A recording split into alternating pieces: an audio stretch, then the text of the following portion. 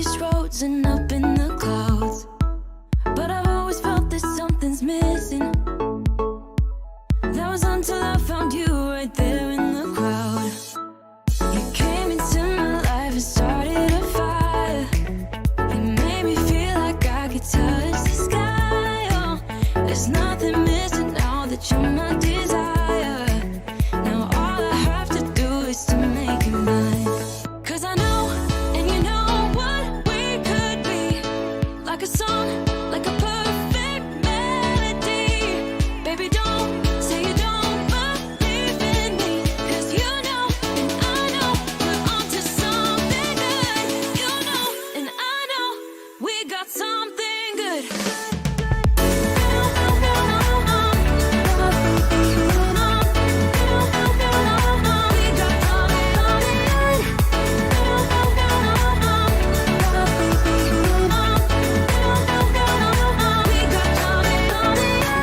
I've been waiting for the one forever. Finally I got you, baby, here in my heart. When I'm with you I feel so much better, oh yeah. Before you I was just a shell, so stuck in the dark. You came into my life and started a fire. You made me feel like I could touch the sky, oh. There's nothing missing now that you're my desire. Now all I have to do is to make you mine. 'Cause I know, and you know what we could be. Like a song, like a perfect melody.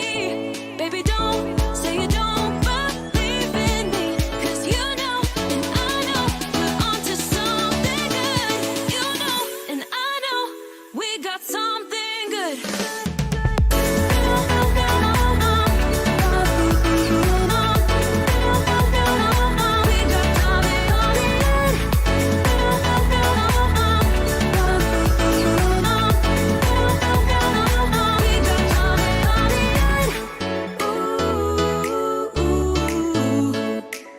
Follow your heart, baby, don't be shy.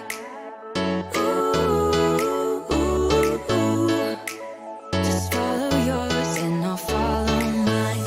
'Cause I know, and you know what we could be. Like a song, like a perfect melody. Baby, don't say you don't believe in me. 'Cause you know, and I know, we're onto something good. You know, and I know, we got something good. Something good.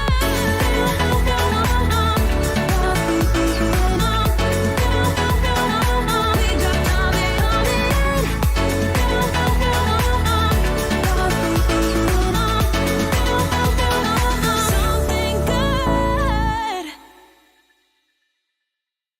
Life goes up and it goes down. I know my mom taught me that. I figured why we fool around so little, and we keep track of time, being so serious. Idiots thinking it will matter, keep me company downtown before the clock runs out. Sun is shining, but the rain is welcome too. Friends are nearby, don't need another view. Time is not on my mind, but then it's you. Oh, I love it when the love comes around, and then I remember all things must pass. But I'm not gonna wake up, wake up. I'm not ready, let me have another day. Don't wake up, wake up. Keep it steady, 'cause I'm happy, I'm not gonna wake up. No, not yet, whoa. No, not yet, whoa. No, not yet, whoa.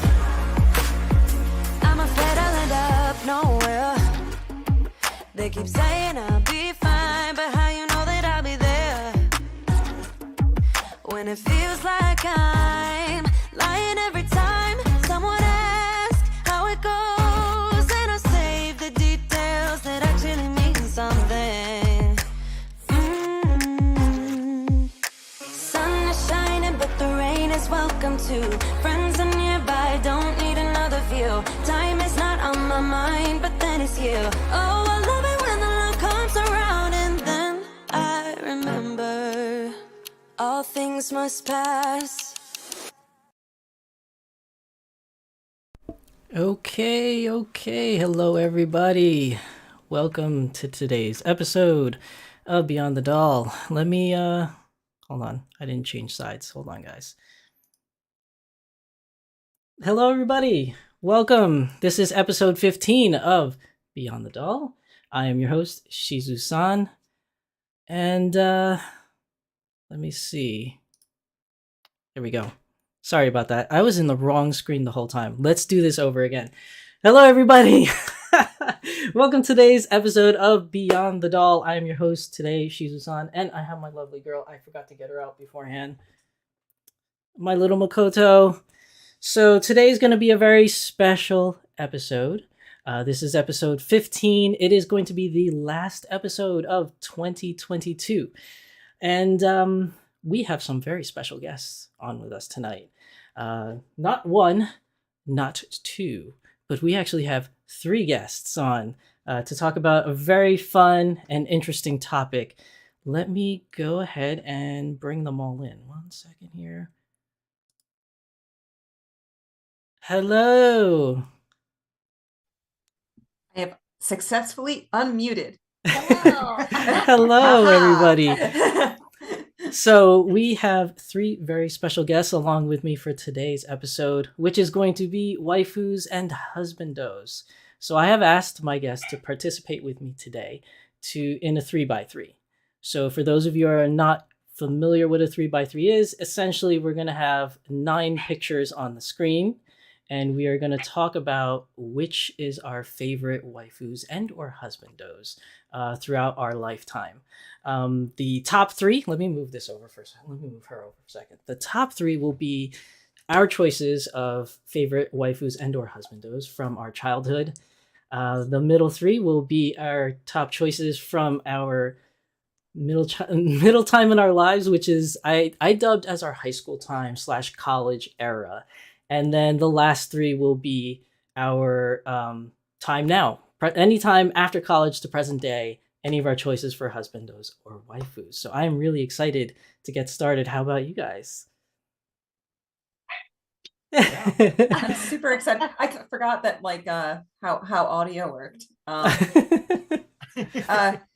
Kit Kat, you guys go first. So you guys are excited, right? Oh, yes, very much so. But it's gonna be funny because Ben was like, I don't like have anyone animated. That's okay, Ben.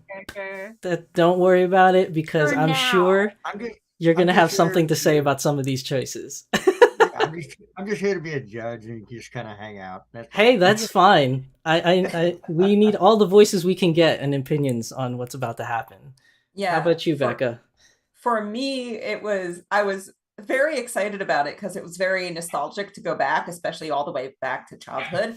And for me, I have the wonderful, just like you do, Kit Kat, I have my husband as a sounding board. So about 24 hours after getting the prompt, I'm like, I'm just going to ask him and he's going to tell me what they are.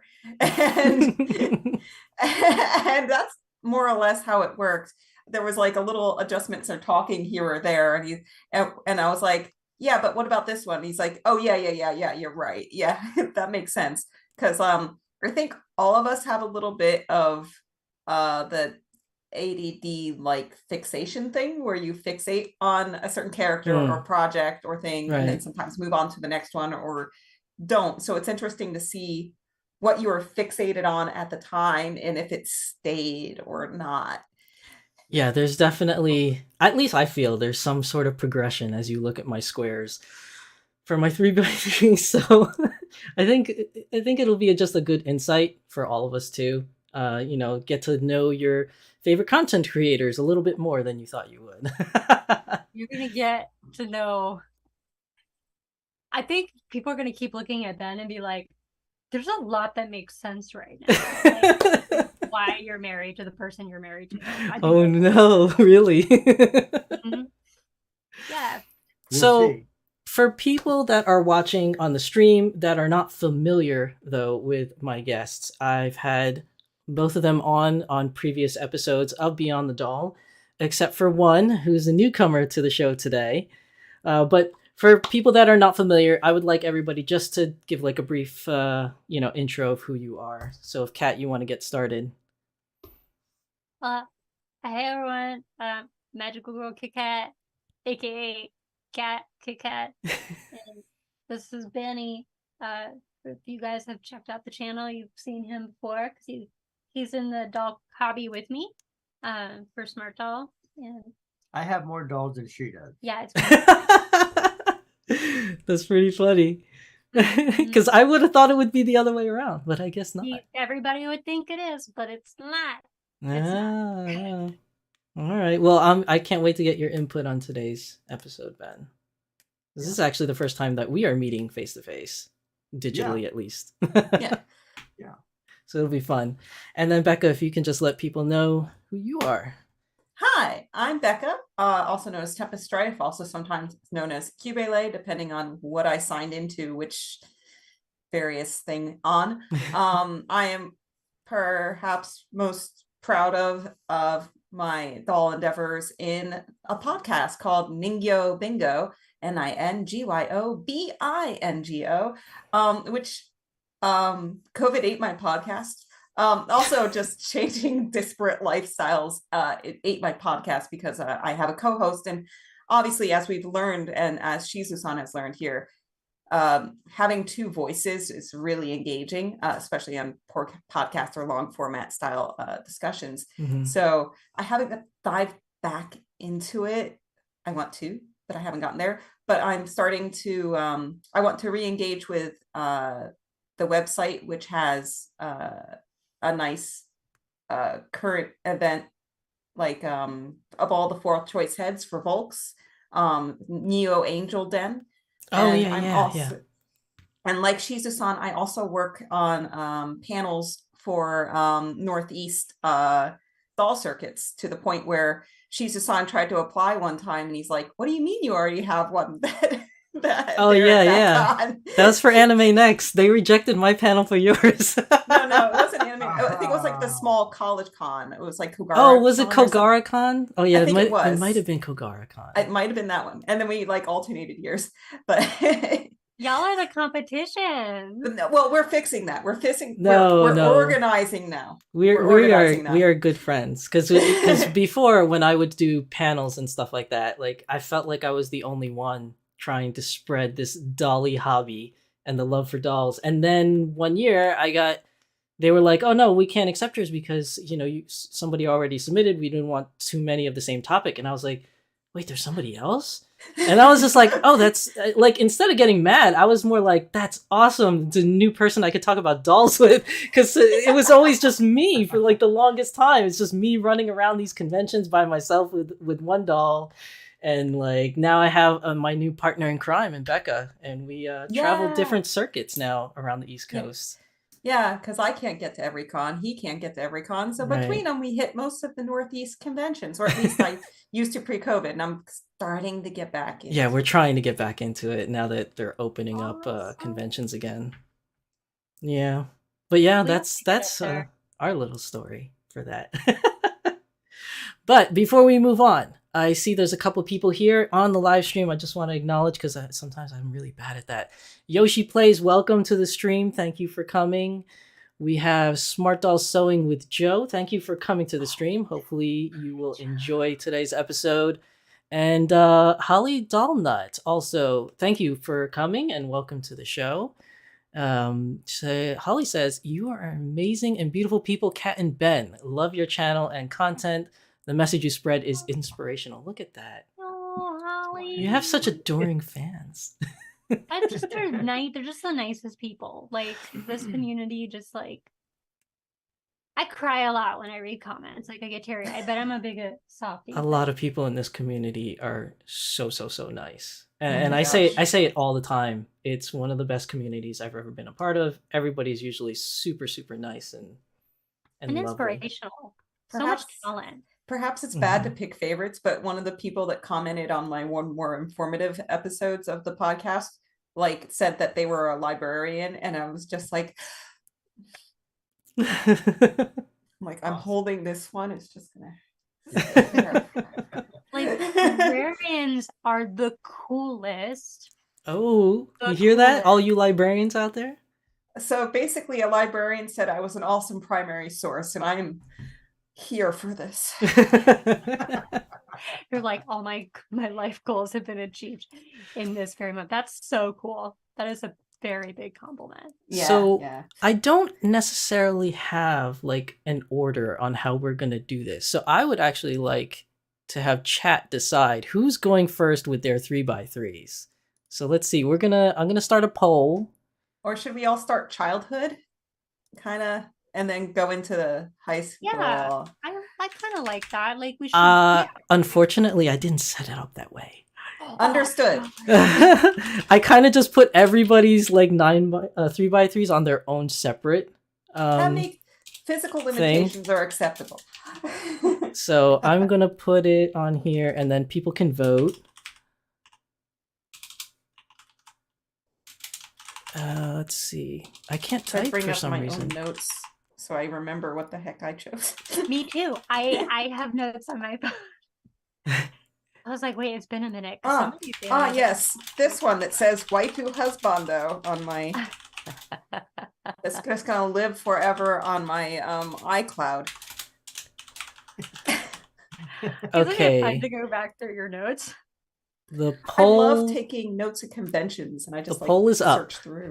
So everybody that's watching, please make your votes on the poll on who you want to see talk about their husbandos and waifus first, and then we'll just do it in order of whatever most popular. Oh, they're like Ben, and Ben will be like, well, I have to tell you a story.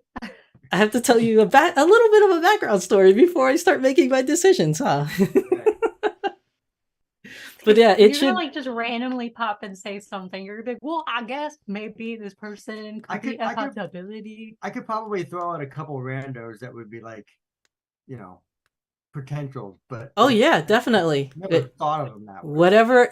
Listen, you could watch how ours go, and then you can give us your options. Yeah, this is. And we could pull it up. We could pull up a couple pictures too from the internet. So we'll see what happens with that, huh? It's like when you're playing a board game and like you let the people that played the game go first, and then it kind of warms you up as it rotates into your turn. Right. Yeah. Batman Jackson, welcome to the stream. Hey, what's going on, Batman? Everybody needs to decide on the poll. Whose waifus and husbandos do you want to see first? Let's get some votes in there. We got a couple so far. And then always a frequent guest or for Batman. Oh, Batman is always on. Batman's always watching. Batman's always watching. Batman knows what you did at night. Batman's another one. Batman Jackson I've met in conventions too, as well. You borrowed Batgirl, right? Yes, and Batman Jackson also sent me her Batgirl to unbox on my channel. Very thankful for that I got some time with Barbara. Incredibly nice. It was. Incredibly generous. That's awesome. It was. Batman's such a great person. My 2B actually sat for several days just in case Shizusan wanted it for content. I'm like, hi, do you want to open a doll? You didn't tell me. I would have done it for you if you wanted me to. It was years ago. You don't even remember at this point because it was it was literally like she arrived like 4 weeks before the pandemic was announced. So I have no doubt in your mind, like I think you were like, I got busy or people were getting sick and then the pandemic hit, so there is no doubt in my mind that you're like every memory of this is at the very beginning of the pandemic. I was very like like very antsy about like going anywhere. I essentially and I was very lucky that my job allowed me to work from home, so like I pretty much locked myself in my house. I did too. I was probably one of those people. It was very scary, at least in the beginning, because all the news outlets around me just kept this counter that kept going up of all these deaths from COVID, and I was just freaking out. I was just like, "What is going on right now?" I'm an essential worker. Yeah, turned out I was an essential worker, so I could work from home. Oh, I was an essential worker, so I worked in the office every day on production Ah. floor. Yeah, I mean, there's different definitions of essential worker, I guess. Because, I mean, what I thought of essential worker was the individuals who didn't lose their jobs, like when COVID happened. Because a lot of people lost jobs because they couldn't go to work. So it was really crazy time. Oh yeah. But I'm a hypochondriac, and so you know, like No, obviously nothing to laugh about, but just no, but like I laugh about it. Like I poke fun at my own issues because like you have to have a sense of humor about yourself. And I'm I the same remember way. playing the game Pandemic with some of my best friends like shortly before the pandemic happened, and I was like, God, I don't know if I could like actually live through a pandemic like without losing my mind. And then it happened, and I was like, so many things happening right now, but I just yeah. But there's also like the little part in your brain. It's like finally you all see. Okay, yep. so I was like, it welcome looks to my club. looks like we got a couple votes. Anyone that hasn't voted yet on who goes first for Waifus and Husbandos, please do so now. I will close the polls shortly. I'm just rearranging the slides based upon what I'm seeing right now on which order that we're going to go do things. Let's see. I think what we'll do is we have some honorable mentions. So do you guys want to do honorable mentions after your 3x3s, or do you want to just do an honorable mention section after everyone has gone? Maybe after everyone's gone. I think that Yeah. sounds fun. Okay. So then let me just arrange the slides. See the ones that got cut on the cutting room floor. The director's the director's cut. Okay. Yeah. Okay. So I think we'll do it. So what I'll do is whoever goes first will be the last one to go for the cutting board floor. So when we get to honorable mentions, I'll do it in that order so that this way everybody gets a fair shot of who goes first and last. Let's see. Just rearranging the slides right now. We're surrounded by an army of dolls. You just can't. You I just know. can't do that. Because like my filming you table guys is are so open now. lucky that you can have your army of dolls with you. I don't have any space in my office, so they're actually out behind me in the hallway because they can't fit in the office. I have a giant fan with light, and usually like normal people face the wall and then just like have the light in the background, but I'm like I need good lighting, so now I have a fold out table with a laptop that's underneath the light and then 2 additional lights because I'm obsessed with production, and lighting is the first step in camera work. So number 1 step. So as a result of that, I'm like, I can face it towards the shelves. Well, you have really good lighting from what I could tell right now. Just looking at your setup. I need some under shelf lighting eventually. My lighting is a little overexposed. A little. I mean, you also have the very hyper saturated red on you and in the poster in the background. I was trying to be somewhat festive for the Christmas episode, so I decided to wear red. For those that might know or might not know, this is the sweater that Chizuru wears from Rent a Girlfriend. I actually bought her sweater, so I got that on. That's super cute. Oh, I'm wearing one of my loves on the back. Oh, really? I was like, oh, I have one of my waifus. Like, I know. I was tempted to wear a shirt that was actually for that. Closing the polls, it looks like we have Kat, and then me, and then Becca. So let's get started with that. So let me switch over so everybody can see. All right, here we go. So Kat, you ready to go with your choices? yeah. Sure. Okay, drum roll. Here comes our first 3x3 from Kat for her husbandos and waifus. Let's go. Oh my goodness, look. There's no theme. There's no theme. Are you sure there's no theme? I was Okay. like, I've had a type since day one. Okay, like the beast from End of the Beauty of the Beast, like they thirst up that scene. I was So before we go any 3 further, years old when I saw that movie. I was 3. I was a thirsty 3-year-old, okay? And it was for Adam. I was like, you sir, I will marry you. I mean, granted, we went through and experienced his traumas first. Right, and that brings us together. Right. And Right, then right. and then they reveal the like the oh my gosh, like the dating game. And then they're like, now meet your lover behind the beast's visage. And it's like, and pretty. So, as stated before, the 3x3 that we are Oh, seeing now is shit. Kat's choice. The top 3 will be from her childhood times. The middle 3 is going to be from her high school and college years, and then the last 3 is from her adult life, her choices. So, Kat, for people that don't know some of these individuals that are pictured here, let's go over it. Let's do your childhood ones. So, who do we have on the upper left? So it's flipped. So am I going? Oh yeah, the one with the rose. How about the one with the rose? Okay. So we're okay. All right. So that is Kurama from Yu Yu Hakusho, and he has 2 forms. He has his like, I don't know, his people form, and then he has his yokai form, which, gee, I wonder what that's gonna look like.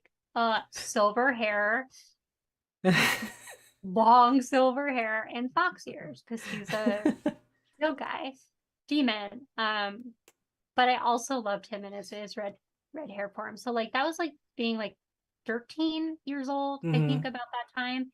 Was really into Yu Yu Hakusho, and my cousin was like the only other person in my life that was really into anime with me, because it was like my dirty secret, because I got bullied for liking anime through most Oh of my god, that's such a common theme, at least for a lot of people, I think, in our age group, because anime was not looked at as cool way back in the day.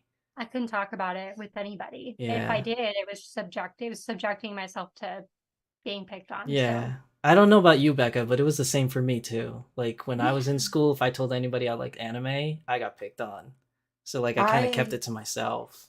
I had the beautiful fortune of I think we had like an anime club or something, which helped like people find like, and B, my sister was 3 years older than me and went through the same school system as me. So every time, now granted, within my group, I got bullied for various reasons, religion, cleanliness, anything, but anime was never the thing they were picking on. But like I had the benefit, since my sister came in before me, at least for the time where her friend group was still within the building, I had a friend group that was all into anime and unicorns and happiness that I could just like hang out with. And even if they are the stupid dorks that are like from 3 grades up, if there was like a freshman hanging out with the seniors, like it helped a little. I found my outcasts usually. It was never a huge group, but I found my outcasts. I didn't have a group growing up that liked anime until I got to college. I mean, I had my outcast. I was always part of the outcast group. It was just the outcast group that like, they knew that I liked anime, but it was like we love you even though you like it, but we just don't want to talk about it. Yeah. Like you do that on your own time. So my cousin Danny was like my best friend. She lived up the street from me. And we both had husbandos from many shows, including Yu Yu Hakusho. So like we fangirled. She had a computer when I didn't, because I wasn't allowed to have a computer until I was like 16. And so we would go and do all the chat room stuff, and we'd look at, we just like geek out and fawn over our boys, because we were really obsessed with them. I always wanted to watch Yu Yu Hakusho. Everybody was talking about it, when I finally had people to talk about stuff. but I actually never got a chance to see it. Okay, if you like that character from Yu Yu Hakusho, have you ever watched Sayuki? No. Sayuki, isn't that Journey to the West one It's a Journey to the West one, and kind of it's thing? filled with pretty boys. I feel like this is a good match. Okay, I feel like we've already established our friends like before this started. So we're just gonna have a chat and we're gonna give me all your recommendations. Yeah. Yeah. So what was this character's name? I'm sorry, I forgot the character's name again. Kurama. Oh, Kurama. And then Okay. he had his Yoko Kurama Mm. form, which was always a treat. But he wasn't my first anime. Like my first true anime love was Katra, who's the blonde boy. Oh, so now we're moving in. Oh yeah, we're now moving into the middle character. That one I knew. I knew Katra. I was just Katra like, from oh, Gundam Wing. that was a Oh. surprise. I was just like, oh, Katra, really? Kurama came after Katra, but Katra was like, every time he came on the screen, I would just like, I couldn't even handle myself. I was just like, oh my gosh, like I just like rewind and watch him again. In fact, they had a little keychain of him at our anime shop in Austin, Mhm. and I lost my mind and I bought it because like you just don't see a lot of merchandise that's not the actual Gundam itself. I was gonna Gundam. say That's true. yeah. Yeah. And I'd I like got an art book. Yeah. Yeah, most I of the still Gundam have- merchandise are the robots themselves. now for the wing, I can't remember if it was the slightly bigger models or the 144th. You got a little tiny figure off the sprue of each character when you built those. I don't Oh know yeah, if you that's if you remember get that. like I believe it's the master grade ones, which is like the It one might have been 100th the scales. Master Grade? Yeah, It the might have one been the 1/100. it's the 1/100 scales where like you build the robot and like there's like a little tiny like figure of the pilot that you Yeah, would so get inside the somewhere. I package don't know if too. I still have it or not. I remember I got a little tiny Troa, and he definitely had the clown pants on with the stars. I recall this, and it's funnily enough because I almost put Gundam on my list, but I didn't quite make it because while I will say Gundam was a sexual awakening for me, I wasn't particularly fixated on any one character. It's just that fanfiction.net existed. Well, I know out of all the boys from Gundam Wing, Katra was probably the most pretty boyish of all of them. Yeah, He's Duo was the Duo. humor. Oh, Duo's my second. Like if I could, no, actually, no, because you see my, nope, never mind. Of those boys, of like the crew, like main crew, Duo would be my second, but not my second in the show overall. We'll talk about that later. And then for your third one, which we kind of already talked about a little bit. Yeah. Yeah, so I feel like I was born predisposed to like blonde hair or silver-eyed men with blue eyes.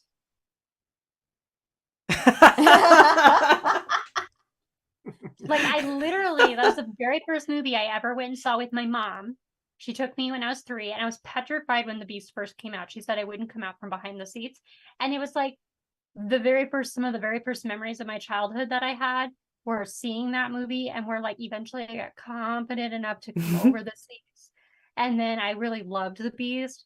And then the rain scene and him turning around, I was just like, And the underglow. And the underglow, yeah.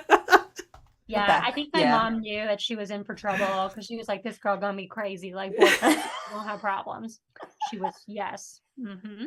But I find it Cartoons mostly. I find Until it Lord of the interesting Rings. though that when you sent me the picture, you specifically sent the prince form, the human form, and not the Yeah. beast form.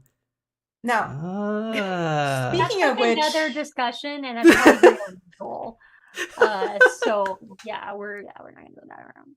speaking of which, 3 of these characters have henshin. Like they transform, right? At least 3. Well, actually, 4.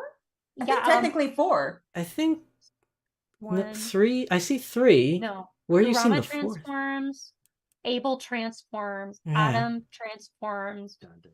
Isn't that Devil May Dante- Cry? Dante Yeah, Dante transform. transforms. Oh, With the yeah, he cool does ass- transform. And Yeah. With the cool ass- Haruka, with the cool- she transforms. The cool art, with the transformation with the cool art from the same guy that did the SMT art was really cool. Yeah, so I think that's also perhaps one of the things that is enticing. Yeah, like who doesn't want to marry a guy that like can transform into something completely different and be like go from like being sweet or like, you know, kind of like mysterious to being like a total badass, and you're just like, yes, I like both of these, and they're Yeah. both you, and so I'm not cheating technically. Get a man that does both. You need to have the guy that's super nice and sensitive, and then at times he can turn into the big protector, you know? As he's holding a kitten. Meow. Hey, look, Oh my every guy God, has I to have can't their even soft tell. side, It you just know? blends into your shirt. It's the She's same black. color. Oh, There yeah, is a yeah. cat I didn't even there. notice the cat was there. Oh, my goodness. That's Luna. Just baby. Oh my God. She's 7 months old. Oh my Aw. God, baby. Yeah. She's a sweet pea. Yeah. That's another COVID baby. Fur baby. I got a COVID kitty too. Like, so he's like getting to be 1.5, 2. Yeah. So that was your childhood selections. Now I know that you have more because, you know, we have our honorable mentions that we'll talk about later. But how about your teen years into college years? Let's talk about the middle row. This is an interesting row. This was the hardest row for me to do because high school was the time where it was like I had to hide that part of myself totally, completely from like Mm. even the people that were closest to me. And I had a falling out with my cousin. And so we were no longer talking. And my brother really liked anime. And so the only time we could watch it was at night for Adult Swim. Oh man, Adult Swim. What it was. And in college, anime wasn't frowned upon, but like I still was hanging with certain groups Mhm. that were watching like other things, and anime would get thrown into the mix. So in high school, if it wasn't on Adult Swim, I wasn't going to watch it because I just wasn't going to Blockbuster as regularly to get Mhm. just different animes to try Mhm. and watch. So yeah, so we have like Sesshomaru from Inuyasha. Inuyasha was a show that I He's the white-haired one that we see there, right? In the middle. yeah, and his brother is Inuyasha, and he Mhm. has this like same colored hair, but just like he's kind of more of a bad boy, and he's like more mysterious. So Mm. I remember watching Inuyasha. I never finished it though because it got to a certain point in the show where I just couldn't take Kagome anymore. And I stopped watching the show. I don't think I could watch it again. And I think it's for like reasons like that. Like Kagome was definitely not a favorite character of mine. I liked a lot of the other characters though. So Which, by the way, I so sorry to all you Kagome fans that are watching. I like the wolf boy the most, actually. He was Shippo? Yeah. Is it Shippo? Wait, didn't he have a thing where like he liked eating a lot of bread or something? Or am I thinking about a different anime? I don't remember. He was very cute. He was very, very cute. I know. And there's like the wild boy thing, which is very endearing. It's like, yes, I want to show you the ways of the world, and you can show me the ways of the wild. Yeah. There's so many good characters in that show. And the relationship between Inuyasha and his brother Sesshomaru is just always so strained. But then it's like them trying to, I don't know, come to terms with each other. Mhm. Yeah. Like their own. Right, because it's like technically Inuyasha's like a stepbrother from another mother and everything. And also there's allegories between being like a half yokai and also like being half in Japan and like how you're ostracized by society and things like that. So, and how you can and can't not like inherit things. So Sesshomaru was like the full-blooded. Yeah, he's the purest. Yeah. He's the pureblood, yeah. But I think he appeals to a lot of young ladies because, I mean, it's the whole bad boy appeal, right? Yeah, and a little regal thing going on. I love demons. I think that was established very early on with me, is that like I really like the whole yokai. Hmm. Especially like Kurama introducing me to that in his yokai form. And also I had huge love for Sailor Moon. And so like any Hmm. kind of a crescent moon, Mm, I just adore. Hmm. Dark Moon Circus. And I love tattoos and body markings. So Mm. I have a Now, lot of tattoos. your middle picture though, that one really got me. I was just like, oh my god, she loves that show too. I was I love the show and I love the manga. I actually just reread the manga last year. Mhm. Wait, And yeah, I don't know Abel. too many people that like this show. What That's why is this? that's I'm why I not was like recognizing it. I was so like captivated by that picture when you sent it to me. I was like, "Oh my god, another Trinity blood lover." Oh, I love Trinity vampires. Blood. Yeah. Yes. So it's like Okay. vampires, but in like a really complex.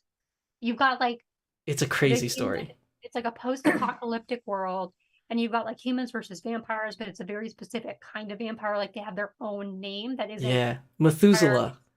Yes, Yeah. and then you have these like test tube babies essentially that were created thousands of years ago that are like the strongest version Mhm. of like that vampiric race, but it's like supposed to be its purest form as well.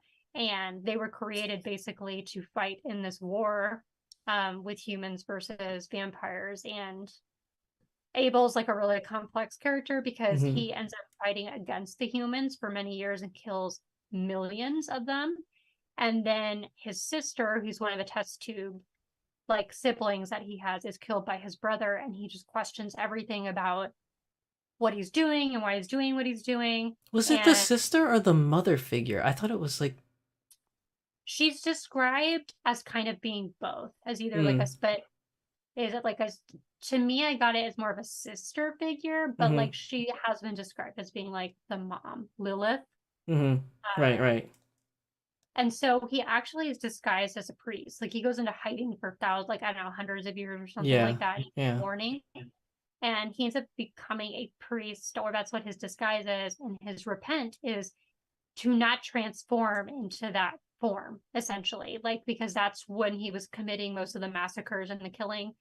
But he also thinks his brother is dead, and so like Mhm. then he like becomes friends with a nun, and she's not like a very like I wouldn't say like a good nun. Like she's just really good She's at not a good murder. nun. She's like she kills people. Like she gets revenge on the person that killed the person who Mhm. raised her.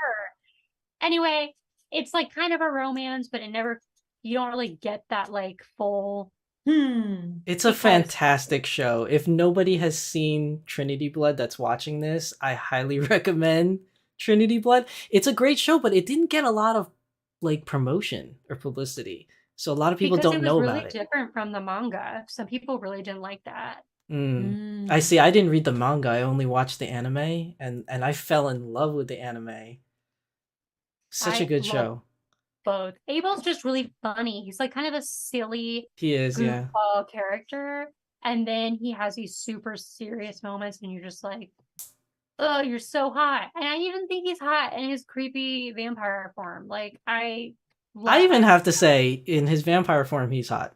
When he changes into the badass God, fighting vampire, like he gets like the how do you say it? Like the sharp cheekbones, like his facial structure changes. His eyes exterior become changes. more like serious. His hair like gets I don't know if it gets longer, but it comes out of that ponytail, and like he just looks menacing, and he looks really cool.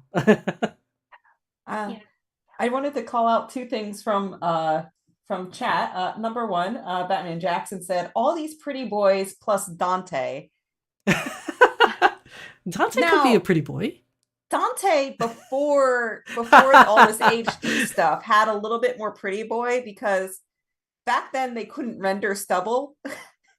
So he was a little bit cleaner. So he had a little bit more of the pretty boy look. Now, granted, now he has a little bit more of the grizzly kind of thing happening, but I'm okay with this. And it feels like he grew up with us a little bit. So I'm I okay love with him in that. all forms. I love him in Yeah. all adaptations, whether he's anime, his early forms. I just picked something that I think, well, like more people would identify with Mhm. if they like weren't super familiar with the games, but like, Yeah, because that would be the contemporary image of Dante. yeah, Yeah, I yeah. think that's the newest version of him. Yeah. And then also Darren Ashmore said hello Tempest, and I say hello Sensei back. That is my friend from Japan slash England, UK, that always helps me out and Well, was welcome. one of my initial enablers in the hobby. I already had a foot in, but he just kind of grabbed me by the head and just dunked my whole head. Well, And welcome that to was the that. stream, Darren Ashmore. I hope you are finding what we're talking about very fun and interesting so far. This is really cool. I'm having a blast with this. So, Okay. Kat, how about the last one in your middle entry? This one's a good one too. I really like this one. Trigun. I mean, like, who doesn't love Trigun? Dash the Stampede. Dash the And this Stampede. is getting a reboot. I don't know if y'all Is are it? aware. I didn't know that. January. Isn't it January it's coming out? Yeah. And Oh I've my seen some God. of the preview like images and yeah. I can't So wait to see it then. my thing with Dash, I wouldn't say that he's like I was so much attracted to him physically, which I am with like most of the other characters, is it was like instant like, ooh, I loved him, like his personality, and Mhm. he is also kind of like a goofball, but he has these super just serious, amazing moments, and that show moved me so much. You just can't help but fall in love with him Yeah, by the end of it. uh like definitely like I read the manga and the both, and I don't remember if I got all the way through, but I definitely got through the original and then started Trinity, and there were some moments in the manga that are oh so much more gory. Like I almost passed out during a few panels. So be warned of that if you try to dive from the original anime into the manga, it can be a lot more graphic with the violence. Yeah, gory at time, like B-movie gory. But like, yeah, there's like that entire Vash the Stampede thing where like he has this, you're introduced to the character and these insurance people that are chasing him around, and it's like very like lighthearted and like, oh, look at this goofball that keeps getting in dangerous situations when things keep happening. But then Mhm. as you see plot move along, and maybe we shouldn't get into it because maybe newer people are gonna like learn things, but there's like a lot of hidden stuff he has inside, and you realize that this facade is like coping mechanism Mhm. very hard, and I'm like, oh, so that's how I deal with adult life. Yeah, like I mean, humor is a lot of how we I know for me I use humor a lot as like a deflection or like Mhm. a coping strategy for things. And so yeah, it's such a good show, and I think it's a show that deserves a reboot and stands the time, Mhm. just the sands of time will I always just like be. how the show has that good balance between action and humor, because Yeah. Vash has his moments where it's just really funny. And then all of a sudden the script flips on you because something happens and then he gets super serious. Kind of like Abel in a way. They're very similar in terms Yeah. of that like humor. And I think that I like really grew into that like as a person, because I realized humor is something that's so important to me in any kind of relationship that I have, be it with friends, family. And when I was uh looking for a life partner, because like I had been engaged briefly before Ben, and one of the reasons why I didn't move forward with that was we laughed at something together, and we stopped and we looked at each other and we were like, when was the last time that we actually laughed like this together? And I realized it had been like we couldn't even recall. Mm. And so like humor just kind of became something that I just really connected over, and it just brings me a lot of joy. Mm. So yeah. Oh yeah, I think Full Metal Alchemist also does that very good job between lighthearted moments and like, Rip your heart out. Yo, but yeah, Full Metal Alchemist gets so serious at some points where you're just like, wow, this took a turn. yeah, It's and so good though. yeah, Yeah, and then they're yeah. like Full Metal, I might talk about this later, but Full Metal Alchemist also has moments where, like, even in the serious moment, there's like some absurdity that's also ridiculous. Anyway, we'll get there. That's a little hint. Subtle. We're gonna All get right. there. And then we got the last three on the bottom. So this is more of your later on in adulthood life. So let's start with the what's the guy? I don't know this character. So it's the one left of Dante with the pink. I don't know who this Howl. is. Howl. Moving Castle Studio. Oh, Ghibli. from Howl's Moving Castle. Yes. So It's another one that's a classic I have to watch. this was also really a hard row because I watched so much anime now in my adult years. And so I hadn't seen all the Studio Ghibli films. And so my brother would like come over for a movie night and he's like, you have to watch Howls. And I Moving Castle. And I think I was 24 years old when I watched this. And I'm 34 now. Yeah, I know. So he came over and we watched it. And the moment Howl stepped onto screen, I was just enamored. And Christian Bale plays his voice, and it became my second. Now it's my first favorite Studio Ghibli film, followed by. Now, is it Christian Bale Kiki. with an American accent, or did he keep the British accent for the show? No, he has an American accent. And it's marvelous, and just all I the have to see it. My wife likes it. I just haven't gotten around to watching it. Just too many It's shows to wonderful. watch. I don't know why I didn't fall for Howl. And I keep thinking into the movie and I'm like, who would I be in love with? And I'm like, the fire spirit, because he cooks for you. He make you breakfast. But they're like, but then you find out, well, okay, we're not going to go that route. But Well, I know. haven't seen it, but Tragic characters, blah, blah, blah, blah. Yes, I agree. Yes. But like, I don't know. I didn't follow him. I don't know why. Because I feel like had I seen it when I was younger, I would have. But I think I saw it during my college years and it just didn't grab me. It didn't have messages that spoke to me at the time, I guess. I love it. It gave me Beauty and the Beast vibes. Yes. I'm forever and always. Belle is my favorite Disney princess. Because I love that she's a reader and she's smart and she's independent. And like, so I always kind of go for or fall in love with stories that have like a Beauty and the Beast element. And so the fact that Sophie gets transformed in a way. I was gonna say that one also gets added to the transform list, doesn't it? That counter just went up. Yep. Yeah. He does not stay blonde and may get some other body parts. I guess. But there are some other guys in the Studio Ghibli universe that I really like and I guess would have crushes now, but like now it's weird because like Howl's like an adult. And so for me, I'm like, well, when I was like 16, I probably would have been really into Whispers of the Heart.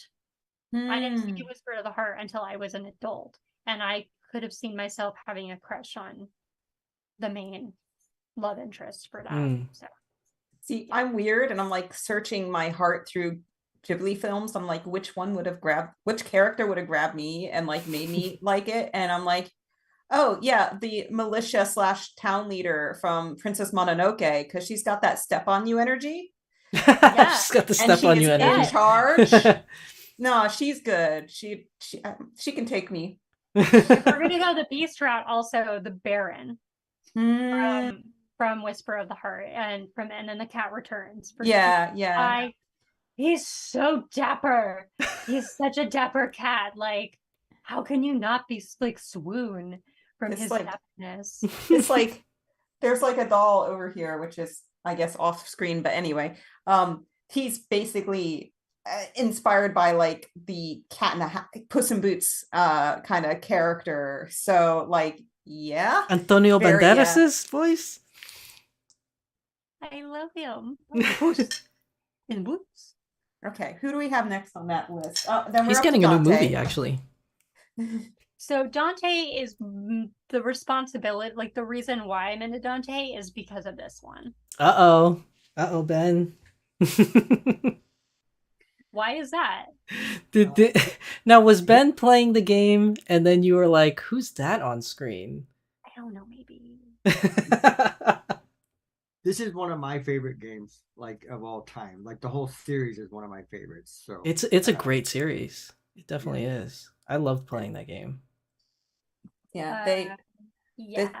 Capcom gifted the girls Dante and his brother, and then they gifted the boys Bayonetta.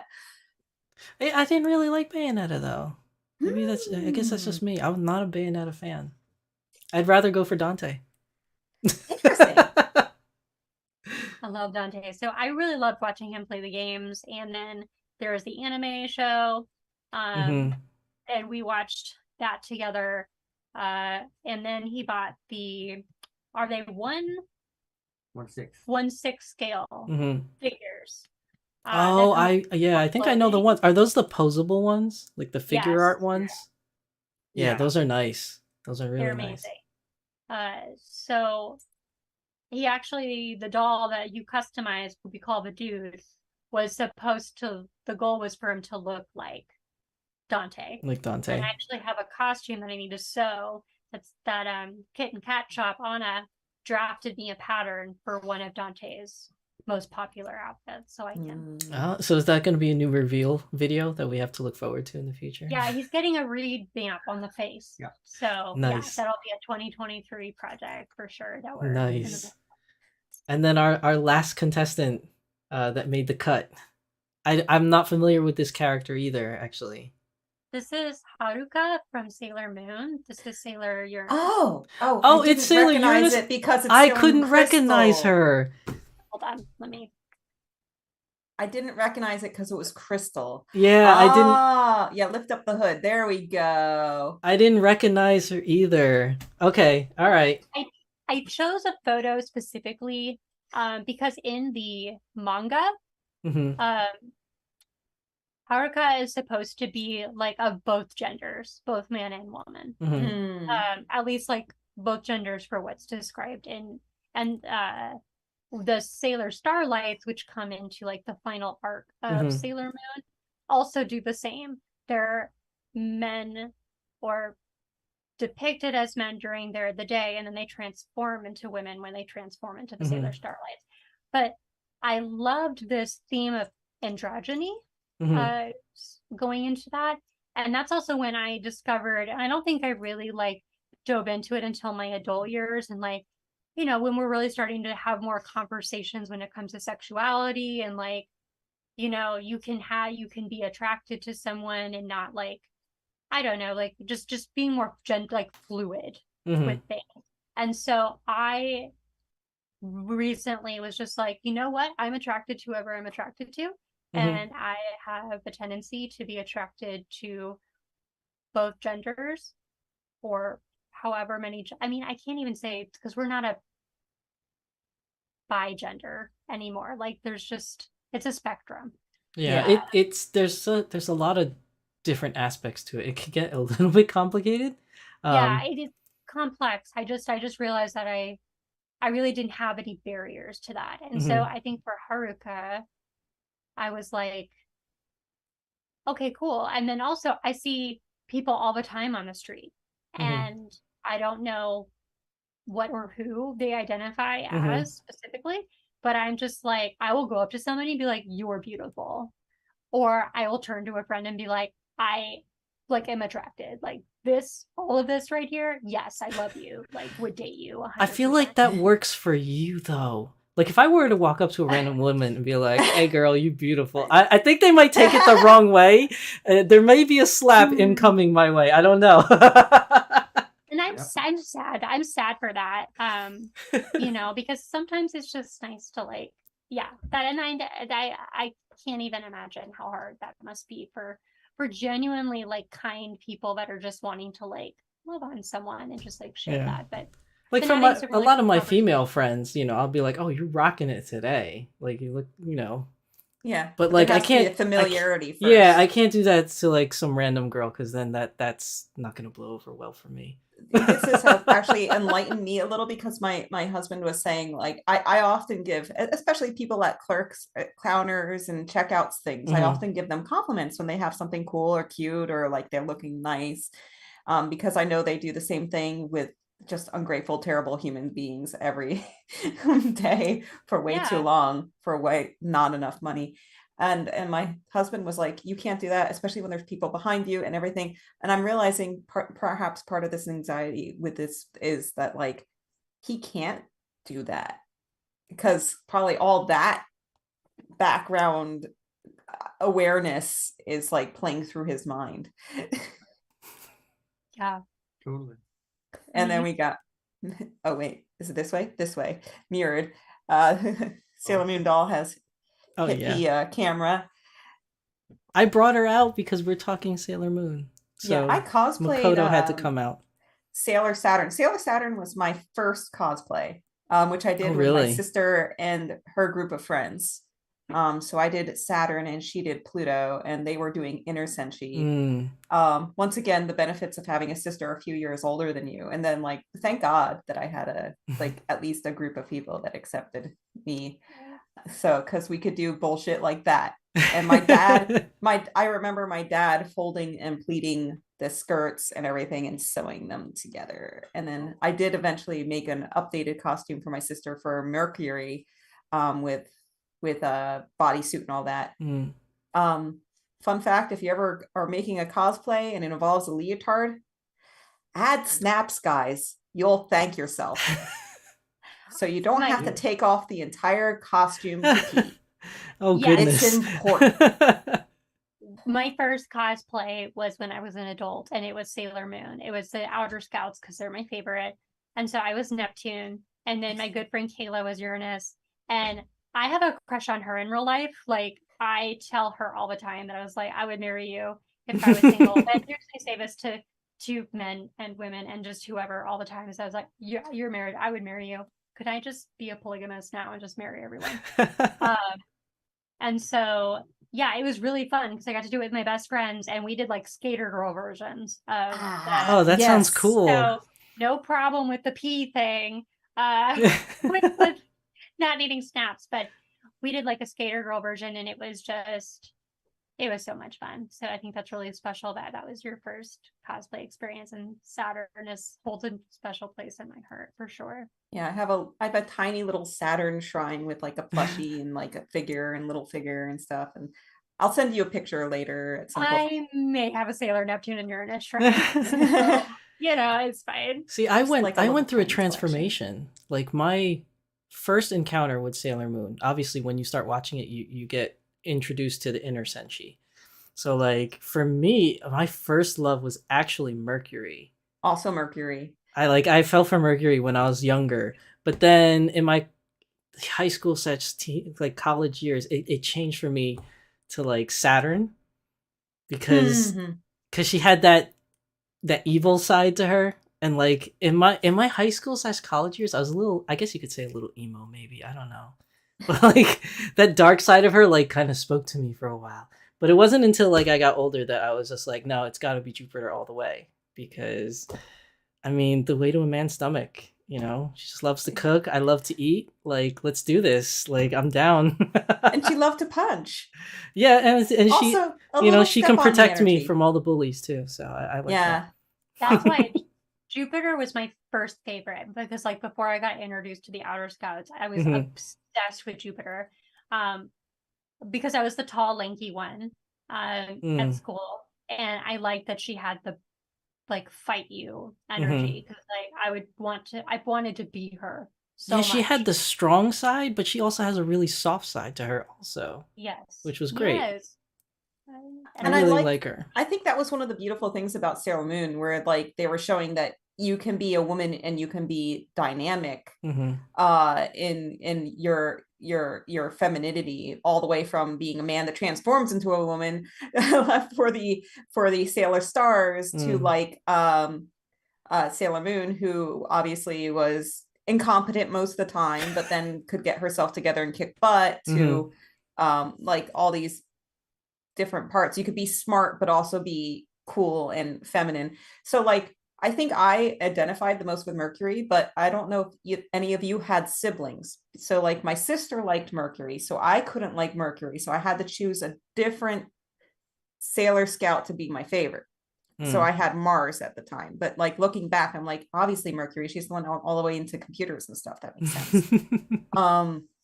But Mars was cool, and she had Phoebos and Deimos, and you know, the cool like shrine stuff and fire and stuff. But Mercury makes more sense. She had the now. Shinto girl vibe, you know. Yeah, and like obviously, as the weeb that I was at the time, I was like, Japan. Yeah, she was the one well, that screamed Japan the most out of all the other Yes, inner senshi. for sure. That was my brother's first waifu, was Mars. So I loved her, he loved Mars, and there was no competition. And then my cousin didn't identify with any of them, like of the inner scouts. So she created her own Sailor Scout, which was a sister to Usagi, which is Sailor Silver Moon. And had black hair and was just so cool. And so yeah, she really got into like she introduced me to like creating your own characters, like making yourself into your own. I had Sailor Black Hole. I did make That's a Sailor Black good Hole. one. Yeah. Yeah. Did you She and make Saturn one? would be best friends. Yeah. Death, rebirth. Yeah. I did like some crystally stuff, kind of almost like Queen. Oh my gosh, the one that was in gold. Like there was like crystalline stuff for the skirt, like Yes, Galaxia. Yeah. So hers was more like metal, but I was like imagining like things made of like crystal and stuff. Anyway, from Sick. But million nowadays, years ago. if I were to pick one of the outer senshi for nowadays, I think it's like a tie between Pluto and Neptune for me. For the outer senshis. Pluto is so pretty. She's so gorgeous. Like She's she's more so- the elegant type. Like I like her because she's very elegant looking. She's like all powerful kind of thing. And Neptune is just like she's just cool. I also like how in the Sailor Moon Crystal that they just go, the outer senshi just go into a space-time bubble polycule. Just living like the best life. like kind of X-Men like in some ways. I like because I think That's why they're the coolest. Like they're the coolest. That's why they're the coolest. I wonder if Volks is gonna make a move to do the outer senshi at some point. That well, would be now I guess probably it's my realization now that probably the reason why I was picked to be Saturn was because I was young, so I was smaller than the rest you were of the them. shorter one. Yeah, because everybody else was 3 years older. But like now we didn't talk about this on screen. They're apparently discontinuing mini Dolphy Dream bodies. Yeah. So I didn't mention it in my last news episode. I'm sorry. Somebody called me out in the comment section. But yeah. I'll talk about it next episode. But yeah, mini Dolphy Dream discontinued. Sailor Saturn question mark? I know. We don't know. Maybe a DDP, who knows? I feel like a Dark Lady would like print cash for Volks. Yeah, Dark Lady would do really well. Yeah. That actually would. Dark Lady or Mistress Nine. Which is Saturn's yeah. dark version. That's why she and Chibiusa are best friends. They got some dark stuff going on. Yeah, those two. Now, if they did a co-release on Thick that, as everybody thieves. would just be like, that would be crazy if they did a double release, but it's not unheard Yeah. of. They've done double releases before. I mean, they did 9S and 2Bs together as like a pair. So I feel like that would be a good pair. I mean, it's a possibility. Who knows? But they've been kind to the Sailor Moon collectors, and they've done them one by one. All right, so that is the 3x3 for Cat's Choices. Yay! Blonde hair, blue eye, babes. I definitely see a theme, especially with your transforming characters as well. With the two sides. Technically, Uranus is also a transforming character, right? Yeah. So I think yeah. the only one that isn't is Sesshomaru, and no, Sesshomaru totally has a wolf form. That's true. He does. It's just Catra. It's just Katra. He's the He only one. transforms into a person piloting a robot. That's true. Now I'm gonna judge all of yours and be like, "Are you into transformations?" Also, I hereby boy. name this 9x9 Henshin a Go-Go. I'm nervous for my 3x3 now. All right, I'm up next. So we're gonna get to my 3x3. Like I said, I'm excited to reveal this because I just think it's fun, but also maybe you guys will pick up on how my tastes have changed, I guess, through the years. But we'll see. There's a something in the chat from my sensei. Yes, What'd they say? tomorrow might have a reveal for the mini Dolphy Dream replacement, but it was not in the press kit for Dolpa 48. So ... ellipses. Well, yeah, because Dolpa's coming up this weekend, if I'm not mistaken. So if they are gonna announce anything about this whole mini Dolphy Dream discontinuing thing, that would definitely be a good time to do so. Yeah, so if maybe it wasn't in the press release, but maybe there'll be something about it that they elaborate on that they want to be a super ultra surprise, like almost like the Dolphy icon initial reveal where it was just like a few people thing and there was like only a few pictures. Yeah. So you guys will have to wait for my opinion on that because I will be taking a break for the holiday season.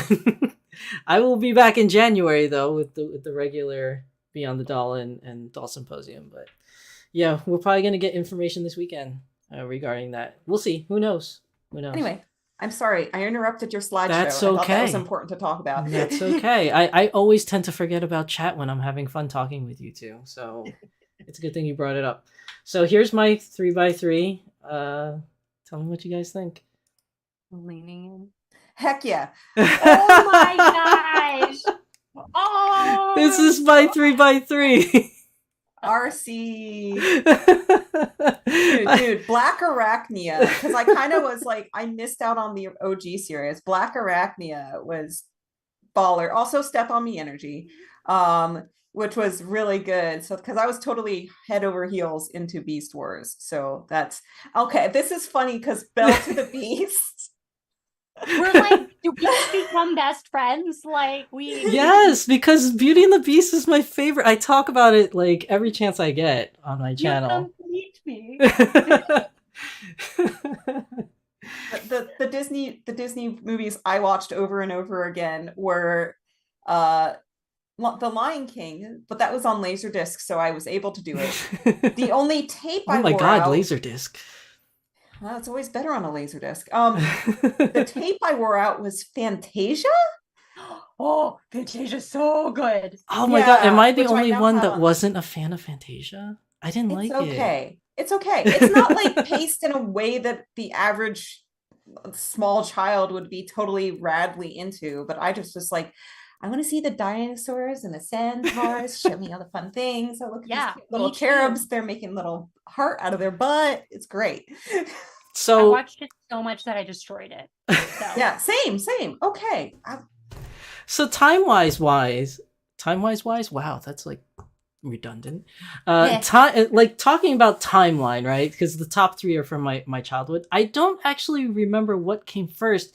I don't know if Beauty and the Beast was released first or was it Transformers the movie. Transformers the movie was certainly. It may have been first. Transformers the movie. But yeah, I definitely, I was a huge fan of Transformers growing up. And obviously all the Transformers apparently were dudes. And then the movie comes out and then there's like this female Transformer girl. And I was like, it's not that I was really in love at the time because I was too young to really know what that was. But like for whatever reason, she spoke to me. And I was like, I like RC. RC's cool. It was RC and Ultra Magnus were my favorite from the movies. And I was like, RC and Ultra Magnus, they got to get together somehow. I don't know. But yeah. I didn't even know that there was a female Transformer. Yes. That's how much you don't know about Transformers. RC was the first. I think there were there were others that came about. And she transformed, depending on the version of her, she sometimes transforms into a car and sometimes transforms into a bike. Yeah, so the car is the original version. She Okay. transforms into a car in the movies, and then in the newer movies, like the live action ones, she's actually a bike. And you can't even really tell it's her, but it is her. But yeah, she's the only female Transformer when I was growing up, and I was just like, all right, I like this one. She's cool. She turns into this little like Corvette looking thing with like Yeah, big no, with like huge over fenders, which you could take that for what you will, but yeah. and I mean, like, it's a pink and white car, so it's got like Barbie, like Corvette vibes. A much cool, like so cool, so cool. And she actually had like a figure. Like all the robots were like big, boxy type, like Yeah. built dudes. And then like here comes this RC character, and she has like, look, you could see it in the picture. She has slender arms. She's got like really slender legs, but she has like an hourglass figure So if you like as a robot. Robo babes and things, you need to check out this artist who's called Batchix, Batchix.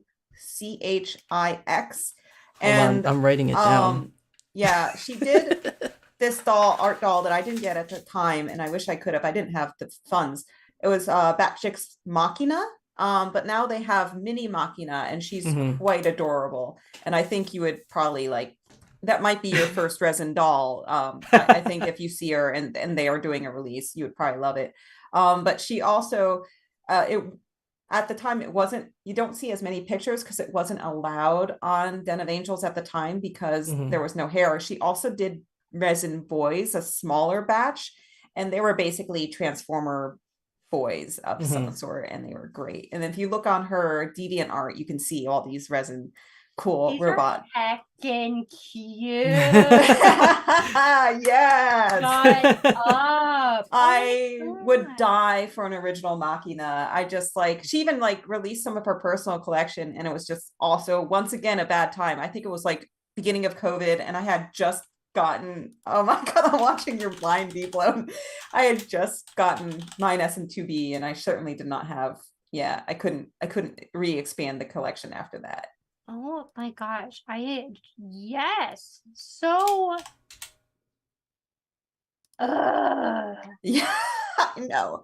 The mini Mac, I have hope that the Mini Machinas might come back out, or she might develop more I can't stuff. find it. You said Batchix? BAT, like bat. Oh, Bat. So it's like Batchix Machina? Is that what it says? Yeah. I love that like sagey green. Oh my gosh, this is amazing. Yeah, and the original You're gonna Machina have to send me a more link because it keeps sending me slender. Batman stuff for some reason. Okay, let me get on that one moment. Google. Anyway, continue on with But your yeah, matrix. I'll get that in there. With RC, so the thing that's interesting, if you look at the newer comics nowadays from IDW, she's actually depicted as this like super hot like robot chick that's an assassin for the Autobots, and she like goes out in nighttime stealth missions to like assassinate Decepticons. Like it's real crazy. I mean, assassin implies sex appeal. Like it's just kind of like part of the package. You are sexy if you are an assassin. Well, I mean, we have your, so I mean, your. Yeah. Exactly. Oh, I think I was spelling it wrong. That's why. I was trying to. Anyway, let me see if I can find the original Machina now from their DeviantArt. That's really cool. Because the original Machina was a little bit more my vibe. Oh, I see what you're talking about now. Let's see, so that people at home can kind of understand what we're talking about here. Our dog sounds like a human right now. He's like pitching a fit in his head. He's getting mad. I just heard something. It sounded like a little kid going. So you're talking about this? Is this what you're talking about? Yeah, so that's the current Mini Machina, and now I just sent the DeviantArt for the original one, which you're just gonna die on, because I wish you would redevelop these, but you can't force an artist to make your dreams come true, so it's fine. That's like my kind of resin. Like I bought my first resin doll and sent it to a face-up artist. I'm not going to be getting it until probably months from now because I want the artist to take as much time as they need. But like that's when I think of res like that style, like that's totally up my alley for like what I would want. Wow. Yeah. That one looks like an alien on the left. Yeah. Or The you're way right, that the body lines are on it kind of reminds me of what Danny's doing with his stuff. I know. Well, there's a part of me is like, yeah, this is familiar. And it's part of the reason why my brain went so hype for Cortex, because I missed out on these, and the clear Cortex would give me the kind of like the cool doll. I love how they did the rust lines on the seam lines as well and everything. And yeah. And so it's so funny because the girl got onto Den of Angels because they showed her with a wig and everything, but the boys weren't like developed like that. There was something different about them at the time, so they never made it onto Den of Angels. In this picture, it looks like she's wearing a hat, I think. Yeah, right? so that one's actually removable. So I think there was interchangeable head caps. So like you could have like the more mecha one with the ear covers, or you can put on the other head cap and like have a wig. Yeah. Well, that's interesting. Thank you for introducing that to us. I didn't even know anything like that existed. Yeah, that's some old stuff. So so yeah, going back to the 3x3. So I think it's no surprise that Belle is on my list here. It's just I what can I say? She's just awesome. She's well read. She's beautiful. Everything that a growing boy would want in a woman. She's gorgeous. Like, she's absolutely gorgeous. I love her. I love everything about her. And I have like, I don't have like a Belle shrine, but I do have like, when I went to Disney World, they had an artist. Cat's gonna go get something. They have an artist desk where you can commission somebody to draw like original Disney art. So I have one of Belle in a frame that I got when I was at Disney World, which is one of my prized possessions. What do you got there? Oh wow, that's like, is that like a Burger King toy, or was it a figure from? So this is from it's one of the bendy. Oh, okay, yeah. Little, yeah. This was my favorite toy. Oh. This is a redo of one. Like my brother bought it off of eBay for my 30th birthday. So when I was little, I called her my rubber Belle. She was like a stocking stuffer, and I loved her more than my Belle Barbie dolls and like anything. I just loved her. But I chewed her arms off. So she had like little just metal pegs. Well, my brother took her and shoved her down our furnace. What? And I was devastated. I would be too. And I like never let him live it down. I still won't ever let him down. As we publicize it widely on the internet, so it can be posted. We're just outing your brother on YouTube for all time. What you did was wrong. All the heads of Barbies in the toilet, also wrong. You're just outing Kat's brother now on the world stage. But also we love you. But also it was wrong. So for my 30th, I got this and I laughed so hard. And so she's very special. And because she's so special, she gets to hang out with the dolls. Nice. Because I loved her more than I loved any doll I ever had as a kid. I just obsessed with her. You know, I'm also obsessed with Belle in the blue and white outfit though. I'm not really a fan of her in the gold ball gown. I never cared for the gold ball gown either. Yeah, I don't like it. I much prefer her in her blue and white outfit. It's my favorite version of her. Even the Santa version of her in the, what was it? They had the Beauty and the Beast Christmas special. I liked her in that too with the snow outfit. She looked really nice. Yeah. And wasn't there a snow scene in the original movie too? There was a snow scene, yes. Yeah. But there was a specific movie about like a whole Christmas thing with them. And then my last choice on my childhood thing, I already talked about Kat with this on my last episode, but Jessica Rabbit. I mean, what young boy at that time did not like Jessica Rabbit? Did you ever get the chance to read the original book? No. It's I did not like reading as a child. It's different. I only read it as an adult because someone lent it to me. So it's very different and it's interesting. Different in a good way or a bad way?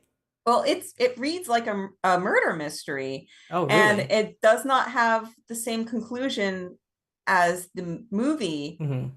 So you have to kind of read it and like start to pick out clues and stuff. So it was fun as an adult reading this young adult murder mystery built on a franchise that was vaguely interested in it. Hmm. But like, okay, so Jessica Rabbit, how old were you when you were introduced to Jessica Rabbit?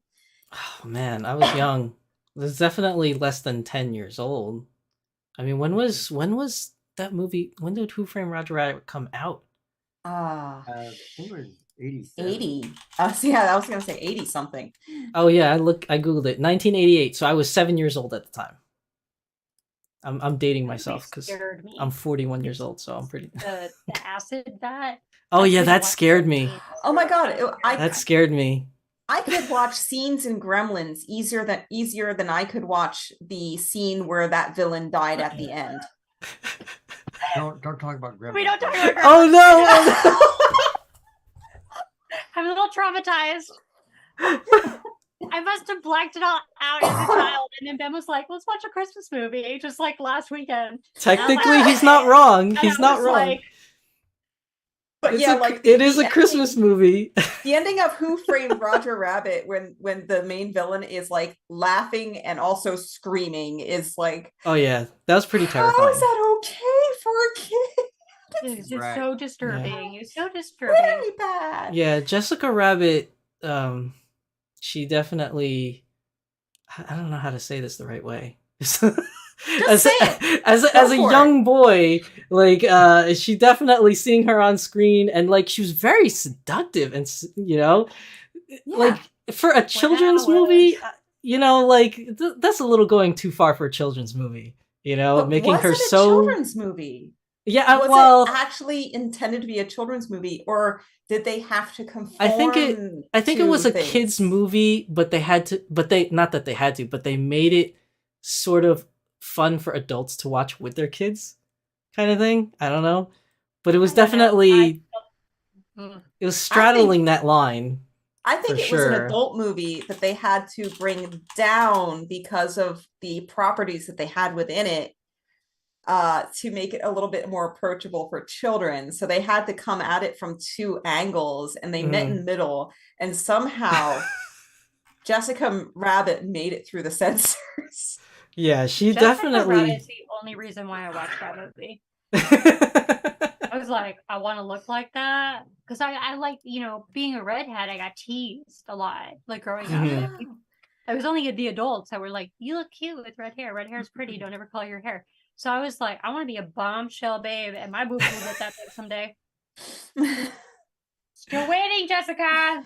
Oh, Batman Jackson says, as a Batman fan since the age of 3, vats of acid don't phase me in the same way. Right? that is true. The vat of acid is definitely a big part of the Batman lore. Yeah. But yeah, Jessica Rabbit was the first time I think introduced me to the other side of what women could be, I guess. Like as a young child, without going too graphic. No, I mean, well, let's define it in an academic way. That way, it's appropriate for all ages. He's designed for the male gaze while enforcing the secondary sexual features. She's definitely over exaggerated too. Exactly. And but that's exactly what a cartoon is you take the points that you're trying to make in a cartoon and you exaggerate them. And she was supposed to be an exaggeration of sexuality. Because she was supposed to be, the joke was, you have a cartoon bunny and that is not at all attractive or appealing, and then you have this exaggeration of sexuality that is their wife. So that was the joke, but it worked. But as a 7-year-old, I didn't know that. I was just like, ooh, this is different. There's a wonderful thing on Disney Plus right now where it goes into a lot of the practical effects and stuff from Who Framed Roger Rabbit. It's really cool. Oh, really? I'll have to Yeah. check that out. I didn't know that. Yeah. That sounds Prop cool. I love those kind of something. things. Yeah, no, it's awesome. So that whole series is awesome. There's also one for seasonally appropriate Nightmare Before Christmas, talking about a lot of those props and stuff. Oh, too. I don't know if I could watch that one though. Because Nightmare Before Christmas, I know a lot of people love that, but that scared me so much as a kid. I Oh, couldn't interesting. I couldn't watch it. Like Jack Skellington freaked me out, man. Like when I was younger, it freaked me out. That is so interesting. I think we've hit on a lot of our childhood fears while trying to find our childhood fun. This is intriguing. Well, if anybody has Yeah. ET on their list, then we'll have a lot to talk about. Oh my but- god, E.T. freaked me out too. Did not see because I didn't see the movie until years later. So all I saw was this wrinkly raisin. I was so alien. scared of E.T. as a child. Me He's too. like the raisin alien. Like, if you- I love him now. Like I took me years before I could go back and Yeah. watch it. But my Yeah. parents got it for me for my third Christmas, Mhm. and they were like, "This is going to be a wonderful experience." I scream cried and ran away, and my parents were like, could not get me to calm down. I refused to watch the movie, Right. and I think I didn't watch it again until I was like 8. So Like probably I 10. can watch it now and just be like, oh, it's a pretty good kids movie. But when I was young, it scared the crap out of me. Like I couldn't Yeah. watch it. I It's one of mean, my favorite movies ever now, but not then. No, he was no, not basically like a California golden raisin, like reskin. With long arms. With Yeah. long arms, with creepy long long necks. arms. That's but obviously that was the director's point, was to make you very freaked out, but then create the humanity and the connection between so it needed to be that far out in order for them to do what they needed to do in the cinema.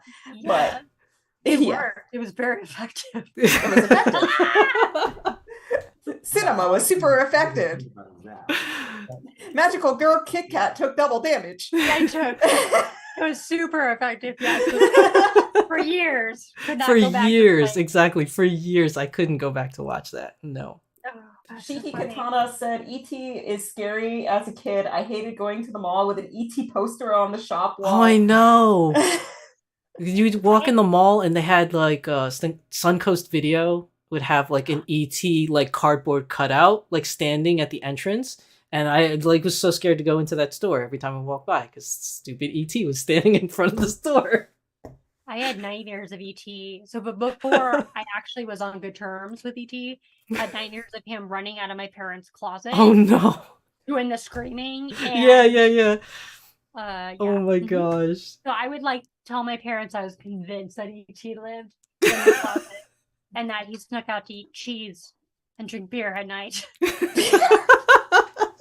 E.T.'s too young for beer. I think isn't E.T. a kid in the movie? Is it implied that they're a I don't child know. as well? I don't know. honestly don't know. Beer in the movie. He gets Oh, drunk. does he? Yeah. He He gets drunk and he's like kicking beer cans around and he's Oh my burping. god. Yep. Oh, that's great. Yeah, But but yeah. my dad drank beer, so why wouldn't ET drink beer? Why wouldn't ET drink beer? Total sense. But yeah, I think from my childhood times, I think these are the top 3 that kind of spoke to me when I was growing up. Those are really good. Those are my waifus at the time. Going into high school and college years, same thing as Kat. There were so many choices. Like I watched so much, it was really hard to narrow them down. So I really picked the 3 that really influenced me the most from when I was younger, that kind of like set me on my path that I'm on today. So first up, I'll talk about this one here, which is Cheryl Nome from Macross Frontier. She's the one in the middle on the left with the hat and the long blonde hair. She is probably one of my most favorite characters of all time. If not, definitely in top 5, if not number 2.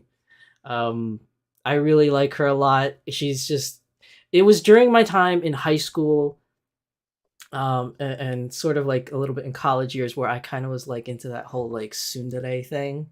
It's like the girl that likes you, but she's kind of mean. She can be like a real bee sometimes, but and she doesn't know how to tell you she likes you because she's just like that. So I definitely had huge tsundere vibes when I was growing up. And Cheryl definitely ticked all the boxes for that. She's super cute, seen super that hot. one.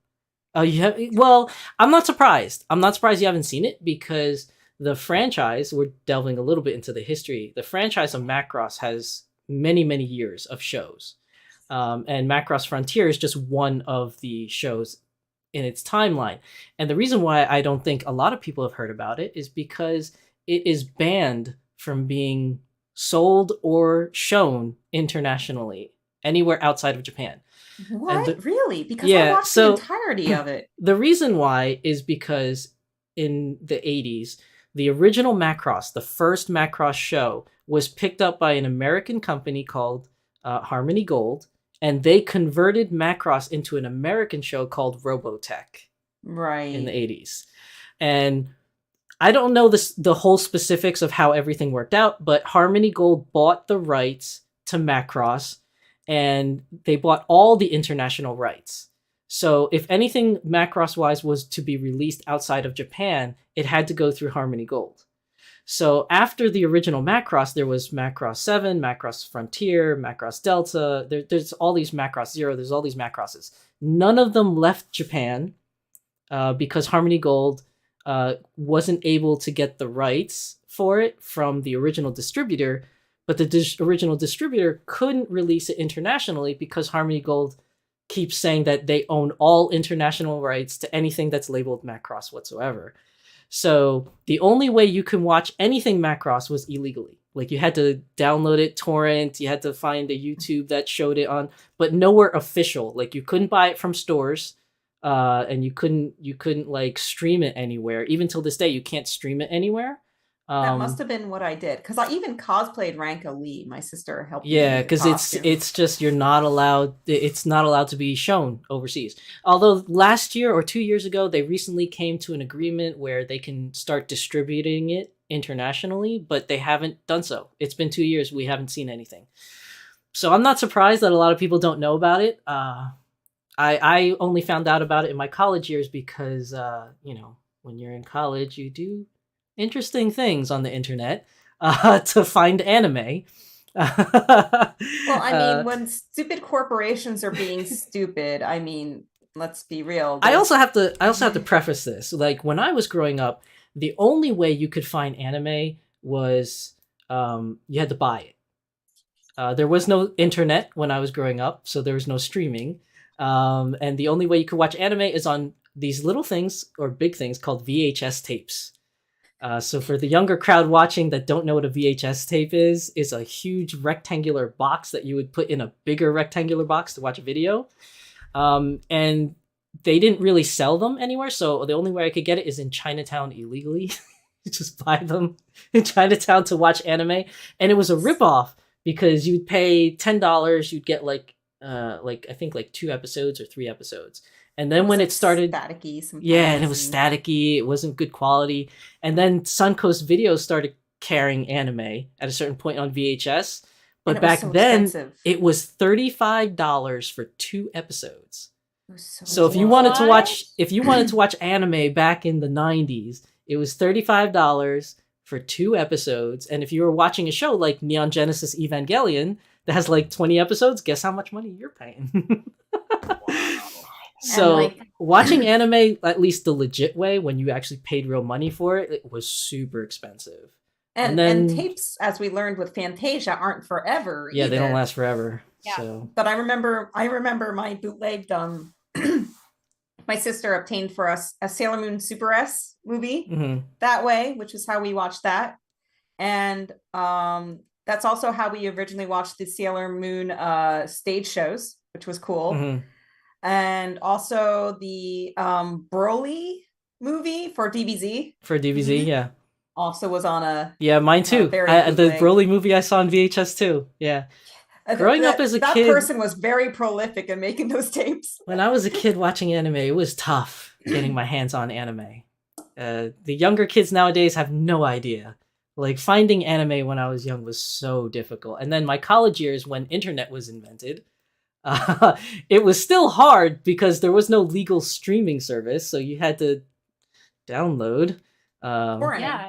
You had to Torrent. You torrent remember them. torrents, kids? Services, it's taken years for them to make it really like Yeah. prolific, and really prevalent, because like I remember when we first got married back in 2011, Hmm. and there would be like every now and then Netflix would have an anime on there, and I like to look for stuff that I hadn't seen before, like Hmm. Dance in the Vampire Band or whatever. And so that was one that they had just randomly on Netflix. And then Hulu actually was doing a better job with doing more anime. And then Funimation had their own streaming service, and then Crunchyroll happened. Yeah, And it was what? just Yeah. like, When now it's Crunchyroll overwhelming. happened, I think anime really exploded because there was just so much in the Crunchyroll library that like a lot of people started really getting into anime. But fun fact, my first initial dabble into anime wasn't anything nice. I was, I think, 8 years old, maybe 10 years old, and I was at a family friend's party, and all the kids were huddled into the oldest child's room. It was a guy, and he wasn't there because he went out shopping, and all the kids were hanging out in his room, and he finally came back, and he was like, "Guys, we have to watch this." And we were like, "What is it?" And none of us had any idea. We're all like 10 years old, like little kids, and he was like 15. So he was like the oldest one out of the group. I And have he was two like, guesses. he was I'm like, gonna let "This you is keep gonna going. change your lives." And I was like, "What is about to happen?" And he goes and he pops in this VHS tape, and it was an anime, which is hard to find nowadays. But if you wanted to find, I don't know why anyone would want to watch this, but there's an anime called Keiko Kamen. It's a really, really old anime, and essentially what it was a show about a superhero, a superheroine, it was a girl heroine, where she fights crime and she fights evil, completely bare ass naked. Oh yes. With a That- but she had a mask on, like an old 1980s wrestler mask with bunny ears. So like, being a little 10-year-old kid, and then and then like he pops this tape in. I was like, what cartoon is this? I was like, Beauty and the Beast never did anything like this. What is going on? Like it was insane, but like it kind of unlocked my brain to this whole other avenue of cartoons aren't like just these kid-friendly thing. They could be something else. And after that, it opened the door to like all these other anime that was very adult-centric, like Akira and Ninja Scroll and Ghost in the Shell and things like that. So like, but my very first dive into anime was not a PG-friendly anime at all. And there's like a lot of stuff like that that's very interesting from that era, and I'm very curious. I wish I could do. It's hard to do research, and I'm interested in how it was created, published, and distributed and stuff at the time, and how was there regulations that came later, or I have there reason no to be less of idea. it now? I have no idea, because this kid just showed up with it with a VHS tape and said, "Guys, let's watch this," and I was like, "Okay." Yeah, but I don't know. It's interesting because like obviously humans going to be humans, and it's interesting that the sexuality aspect of humanity, it goes into all aspects of art, including anime, as always. Like we said, all the way back to the ink block prints with tentacles and geisha and stuff. Yeah, like it's been there forever. So going to the comment section real quick, Darren Ashmore says, "Thankfully, after the HG/Big West deal in the summer, we will see the floodgates opening to the West from 2023. There's still a lot of nitpicks." Oh, so Darren's talking about Macross being shipped internationally. So yeah, they made a deal, but still nothing has been shipped out as of yet. So we're still waiting on that. Repping Go Nagai's manga's Troll God. Batman Jackson says they changed it into a flesh-colored suit later. Really? There's like an updated version of Keiko Kamen? Dude, that's weird. I don't even know why they would make the effort to remake that show. It was so bad. It's terrible. Probably just somebody's horny nostalgia. There were so many of those shows in the early 90s that were very questionable. Let's just say Oh, that. yeah, for sure. I didn't get a chance to like watch them because like if it wasn't on Toonami and if it wasn't at Blockbuster, because like Blockbuster Hmm. you could rent. Right. And Do kids even know what Blockbuster is nowadays? I loved going to Blockbuster. And it was good. They were VHS. They were always in VHS Always in format. VHS. Yep. Because I bought all the Sailor Moon movies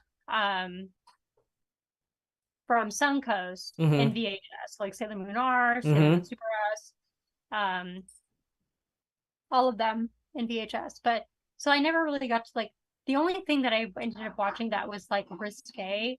So like growing up very, very Catholic, uh, any kind of incest or implied incest Hmm. was like, oh my God, no. And there Right, was this right. like, I don't even remember what it's called. If somebody said it to me or posted it in the comments, I would remember. But it was like an angel situation where it's like the brother was reincarnated Hmm. and like so they're technically they were lovers in another life, but then reincarnated as siblings. It's Oh. it was very, very interesting, but it was like super popular, like a really, really popular one.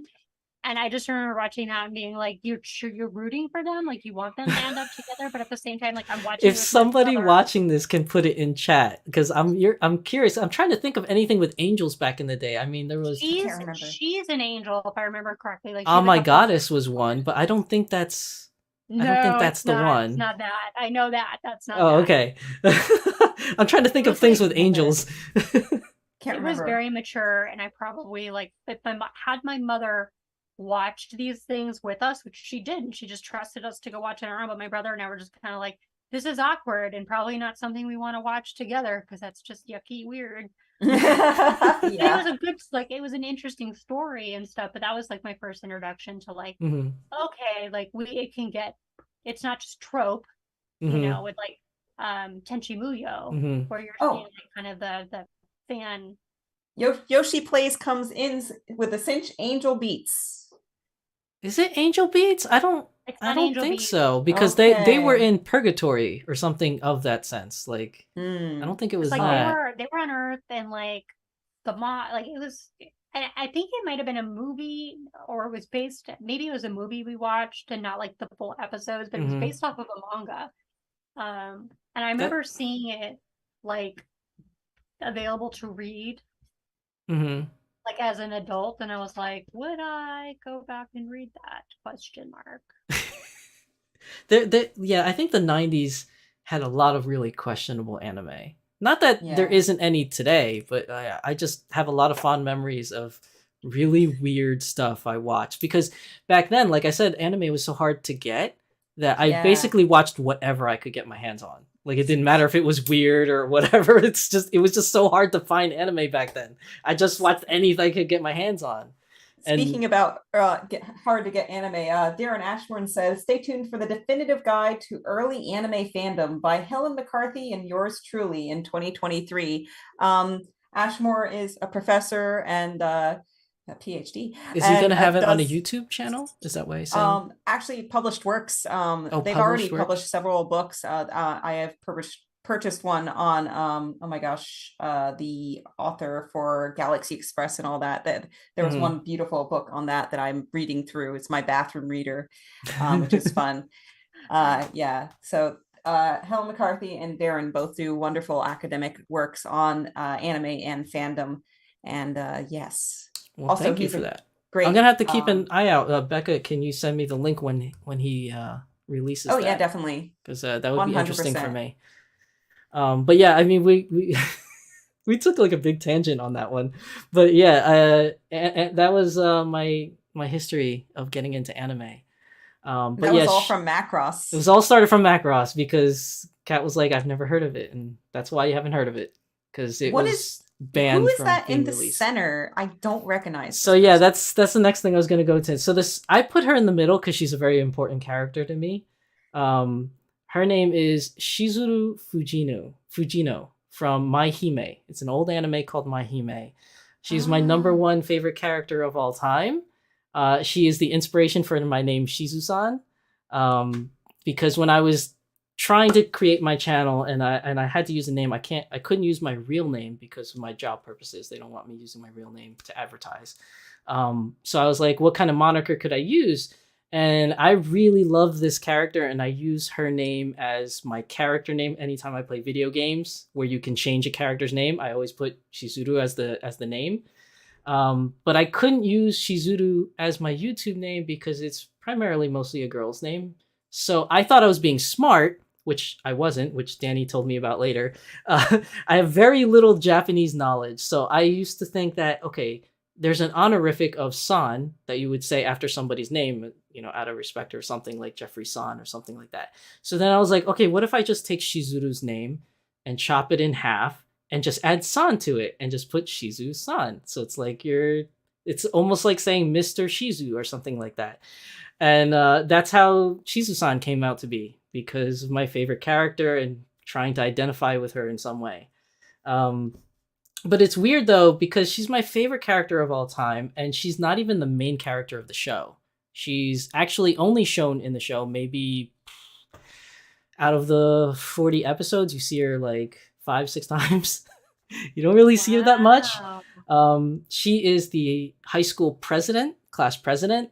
And she's super nice, and she's always this carefree Southern girl with this huge Southern accent, and she helps everybody and tries to solve everybody's problems. And then later on, you find out that as you go through the show, that she actually likes one of the other girl characters. So that was one of my first introductions to one of the girl-on-girl characters in anime. And then as you go even further into the show, you find out that she is yandere, which for people not familiar with the term yandere, it's one of those people that they love you so much that if they can't have you, that they would kill you so nobody else can have you. Like, they're very super possessive. Again, when I was in high school and college, I was going through a very weird time in my life. So yandere, tsundere, I was all for all the evil girls and the moody girls. And she had this... each girl in this show has like a super kind of power, so to speak. So hers was she could summon this giant mechanized 9-headed snake robot thing to fight with her, which I thought was like the coolest thing. And when I was growing up, I also had an affinity to liking any kind of weapon that was like a spear or a bow staff, like Donatello, or anything like long or whatever. It was one of my favorite weapons at the time, and that's what she wielded.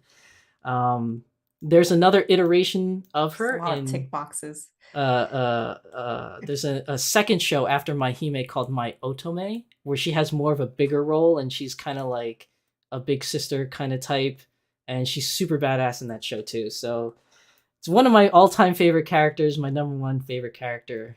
So that's why she's in the middle. That's why my name is Shizusan, I guess. But So yeah, then what we got does the origin Shizusan story. actually mean then? what's that? So then what does Shizusan actually mean? What did Danny tell you? Oh, he said it's just weird because it's almost like when you introduce yourself to somebody, like you're saying, you know, call me Mr. Shizu. Like that's how I need to be addressed, as Mr. Shizu. Instead of more of a familiar tone, it's just like Shizu-san-kun or Chan, like how they kind of say it like in a like a okay, it's lower like tone more where like you're more familiar and friendly, like you're like Shizu-kun or something like that.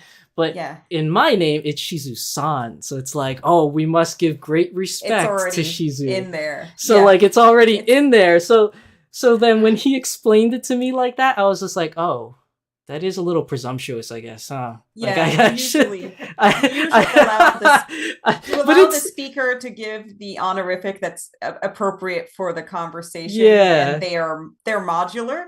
yeah. So to one person, Shizu-san may be a Shizu-san, might be a Mhm. Shizu-san-kun, might be a Shizu-san senpai. Right. But to demand somebody call you Shizu-san is a little over the top there. So it's a little too late for me to change my names, and it's kind of grown on me. So that's just how it is now. It's just all one word. It's fine. Yeah. I was like, what? Is it like something like No, it inappropriate? wasn't Like, something mean or anything like that. Okay. It's just a Socially weird awkward. thing. Yeah, it's socially awkward. So it was weird when people asked me when I went to Japan and people were like, "Oh, you know, you do YouTube. What's your YouTube channel?" And I was like, "Okay, here we go." I'm like telling actual Japanese people. I'm like, It's my name is Shizusan," and then they always gave me this look like, "Oh." Okay, okay. So I guess they kind of thought like dumb foreigner didn't know how to use Japanese honorifics right or something like that. Like, It's fine. We but all yeah, have to start somewhere. and that's the sometimes history of the name Shizusan. It all came from this one character. So if anybody was interested in knowing the character, you could watch Ooh. an anime called My Hime if you could find it anywhere, because I haven't found anywhere where it's being streamed. I have all the DVDs for it at home, so if anyone wants to borrow it. Yeah. So two things from Darren Ashmore. The name I was blanking on was Matsumoto Leiji, for the book that they did, Mhm. for the like what do you call it, Galaxy Express and all that author. Also, he said my bones creaking when somebody calls My Hime old school. Dude, because 'Cause it is old school. Like, to Shizusan, it's old school. But you know, anime goes all the way back to like Astro Boy and before. yeah, it So does. It does. it's all relative to the person viewing it. Also, don't feel bad. He's throwing you a bone here. Don't feel bad. Lots of Japanese bloggers throw honorifics into their name. At least you did not go with Sama. Oh god, at least I didn't do Sama or Dono. Like that would have been really Yeah. bad if I used Isn't Dono there or like Sama. the honorifics also for like deity-esque things? Like Yeah, I think also that's where the Dono comes in. Dono. I think Okay, it's like yeah. if Dono is something like someone above, like way above you, like a god or something like that, and then Sama is Yeah. someone that's like really high up. Yeah. Like So like. you're fine. You actually landed somewhere in the middle ground then. But Somewhere yeah, between heaven and earth is Shizusan. I didn't know much about Japanese language other than the fact that there was Chan and San, and I was like, Chan used to be for girls, right? So I think I'll use San. Oh, funny. I'm curious. There's all sorts of anime I need to watch now. Yeah. This So is then great. my last one in my middle years is Motoko Kusanagi, or otherwise known as the Major from Ghost in the Shell. I really like this character. I don't know, everything about her I really liked, and there was a point in my life where I wanted to be her. Because for those of you that are not familiar with Ghost in the Shell, is they're basically cyborgs. Well, it's a world where there can be cyborgs, or androids or anything like that, and essentially she was in a horrible accident when she was a child, and the only way they could save her was just basically her brain or her head, and then they put it on an android body. So technically, I guess if technology really picks up its pace here, I could transport my brain into a female body and call myself the Major. Who knows? But she was a very big character when I was growing up in college, because it was that time when I was thinking about like science and androids and the whole metaphysical of what it means to be human and all that kind of stuff. So like it just drove like a big part of me at that time, just like her whole background. Plus, she's hot and she kicks ass, so she also wins points there. Oh yeah. Oh yeah. No, yeah, she's super cool, and all the iterations, she is super Yeah, cool. she has many iterations. I think the first one was the very first Ghost in the Shell movie in the late 80s, I want to say. It's like Yeah. 88 or 89. And then there's the standalone complex that came out. Yeah. And then they have like these new ones, which are CGI, which I absolutely hate the new ones. Yeah. I can't stand the CGI versions. And then, of course, the But yeah. live action. There was a live action. And then there's a too, live right? action, yeah, with Scarlett Johansson, which we will not talk about. Were the action sequences good? I didn't even watch it. I mean, like to be honest, if they called it anything else, I would have liked the movie a lot more. Like if they just called it like Cyber Wars or something, I don't know. Like they just called it something else, I would have been like, this is a really cool movie.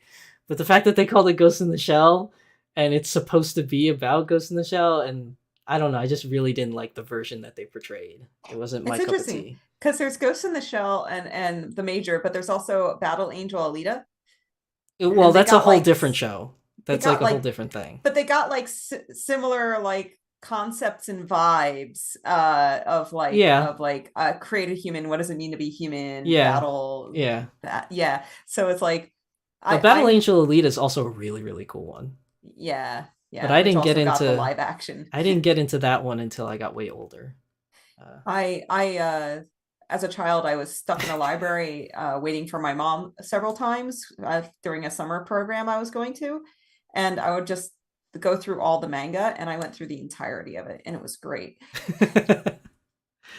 But yeah, there are more from that time in my life, but I think these three ladies like really spoke to me at the time when I was growing up. Shizuru still speaks to me to this day. She's forever my number one. And then my adulthood life, it was very hard to choose. There were so many. I watch more anime now than I did when I was in my childhood or in my college years, just because anime is just so easy to find nowadays, and there's just so much of it. But I think Asuna comes as no surprise from Sword Art Online. I talk about her a Yeah. lot. I have my Asuna Dolphy Dream, my Grail doll that I finally got my hands on. There's not really much I could say about Asuna that I don't already say normally on my channel.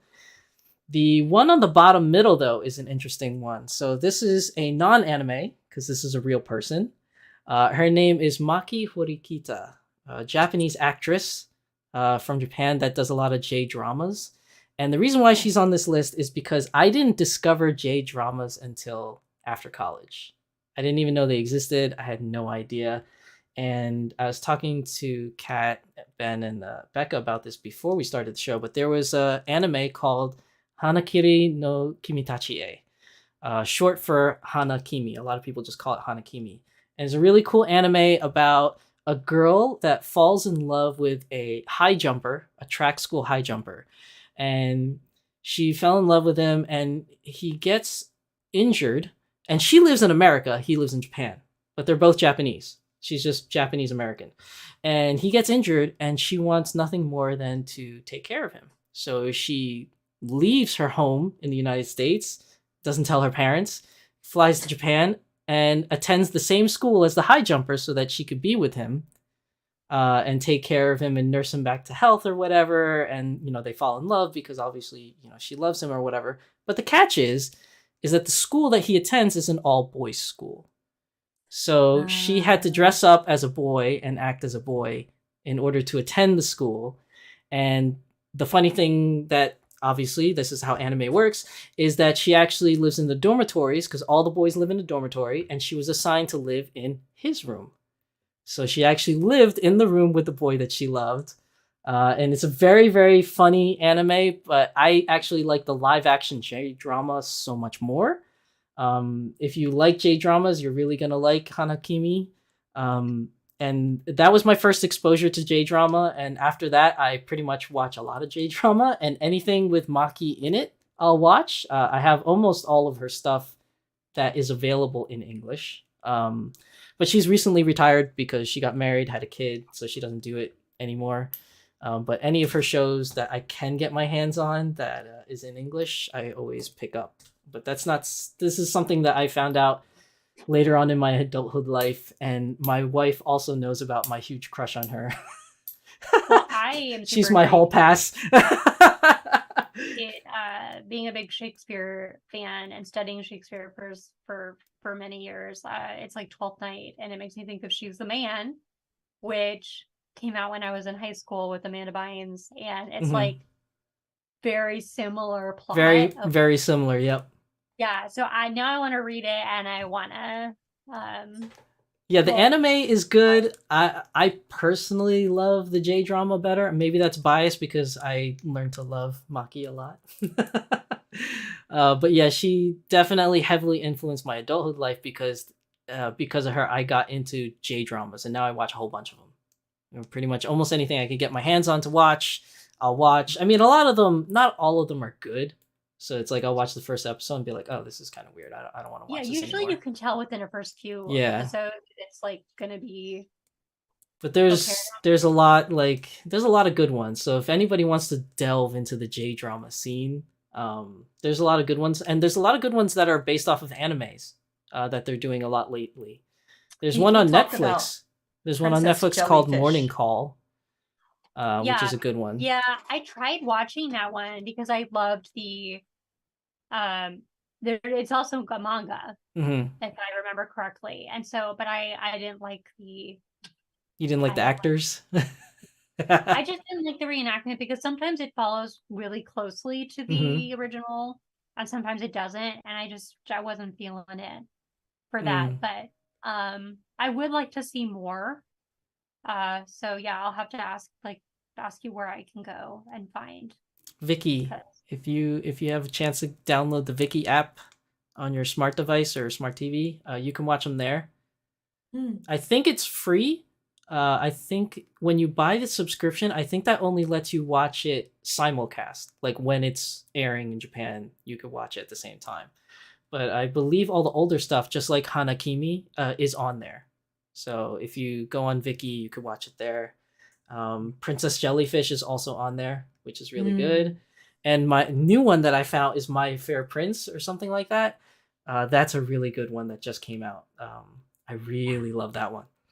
I think that one's on Netflix too. Oh, is it? That's I cool. swear. My Fair Prince is a good one. It's one where this lady is a video game developer and she creates a mobile game on a cell phone about her basically her husbando. And in the first episode she runs into a man that looks just like her husbando in the game. And then you could see how things kind of snowball from there. I couldn't even imagine. I really like that show. That's something that came out I think last year or 2 years ago. It's really good.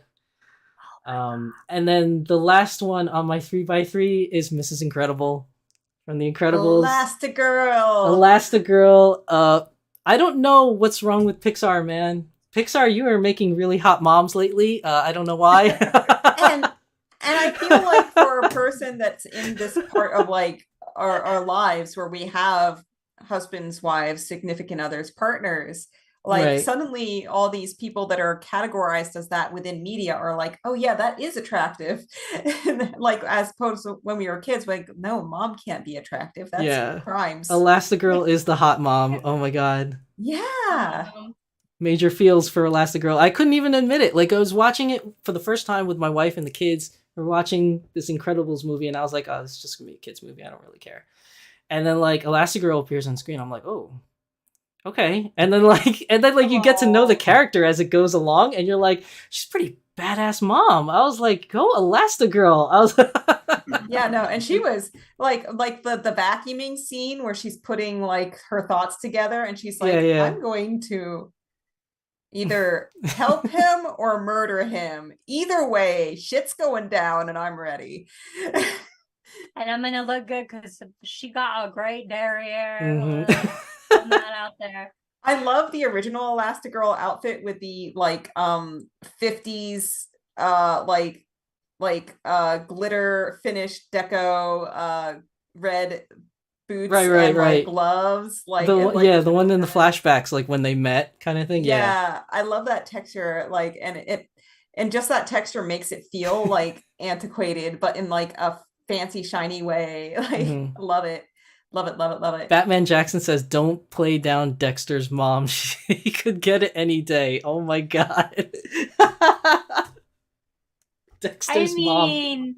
You're not wrong. Oh my god, that's The Incredibles is one of our favorite Pixar movies. I love The Incredibles. And I swear it's not just because of Elastigirl. It's just a really good movie.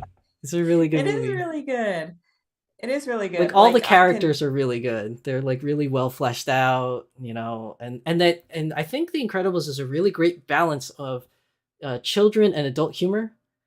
So like adults can really enjoy it and kids can really enjoy it, and you're not really straddling that fine line too much. Like it's just great all around.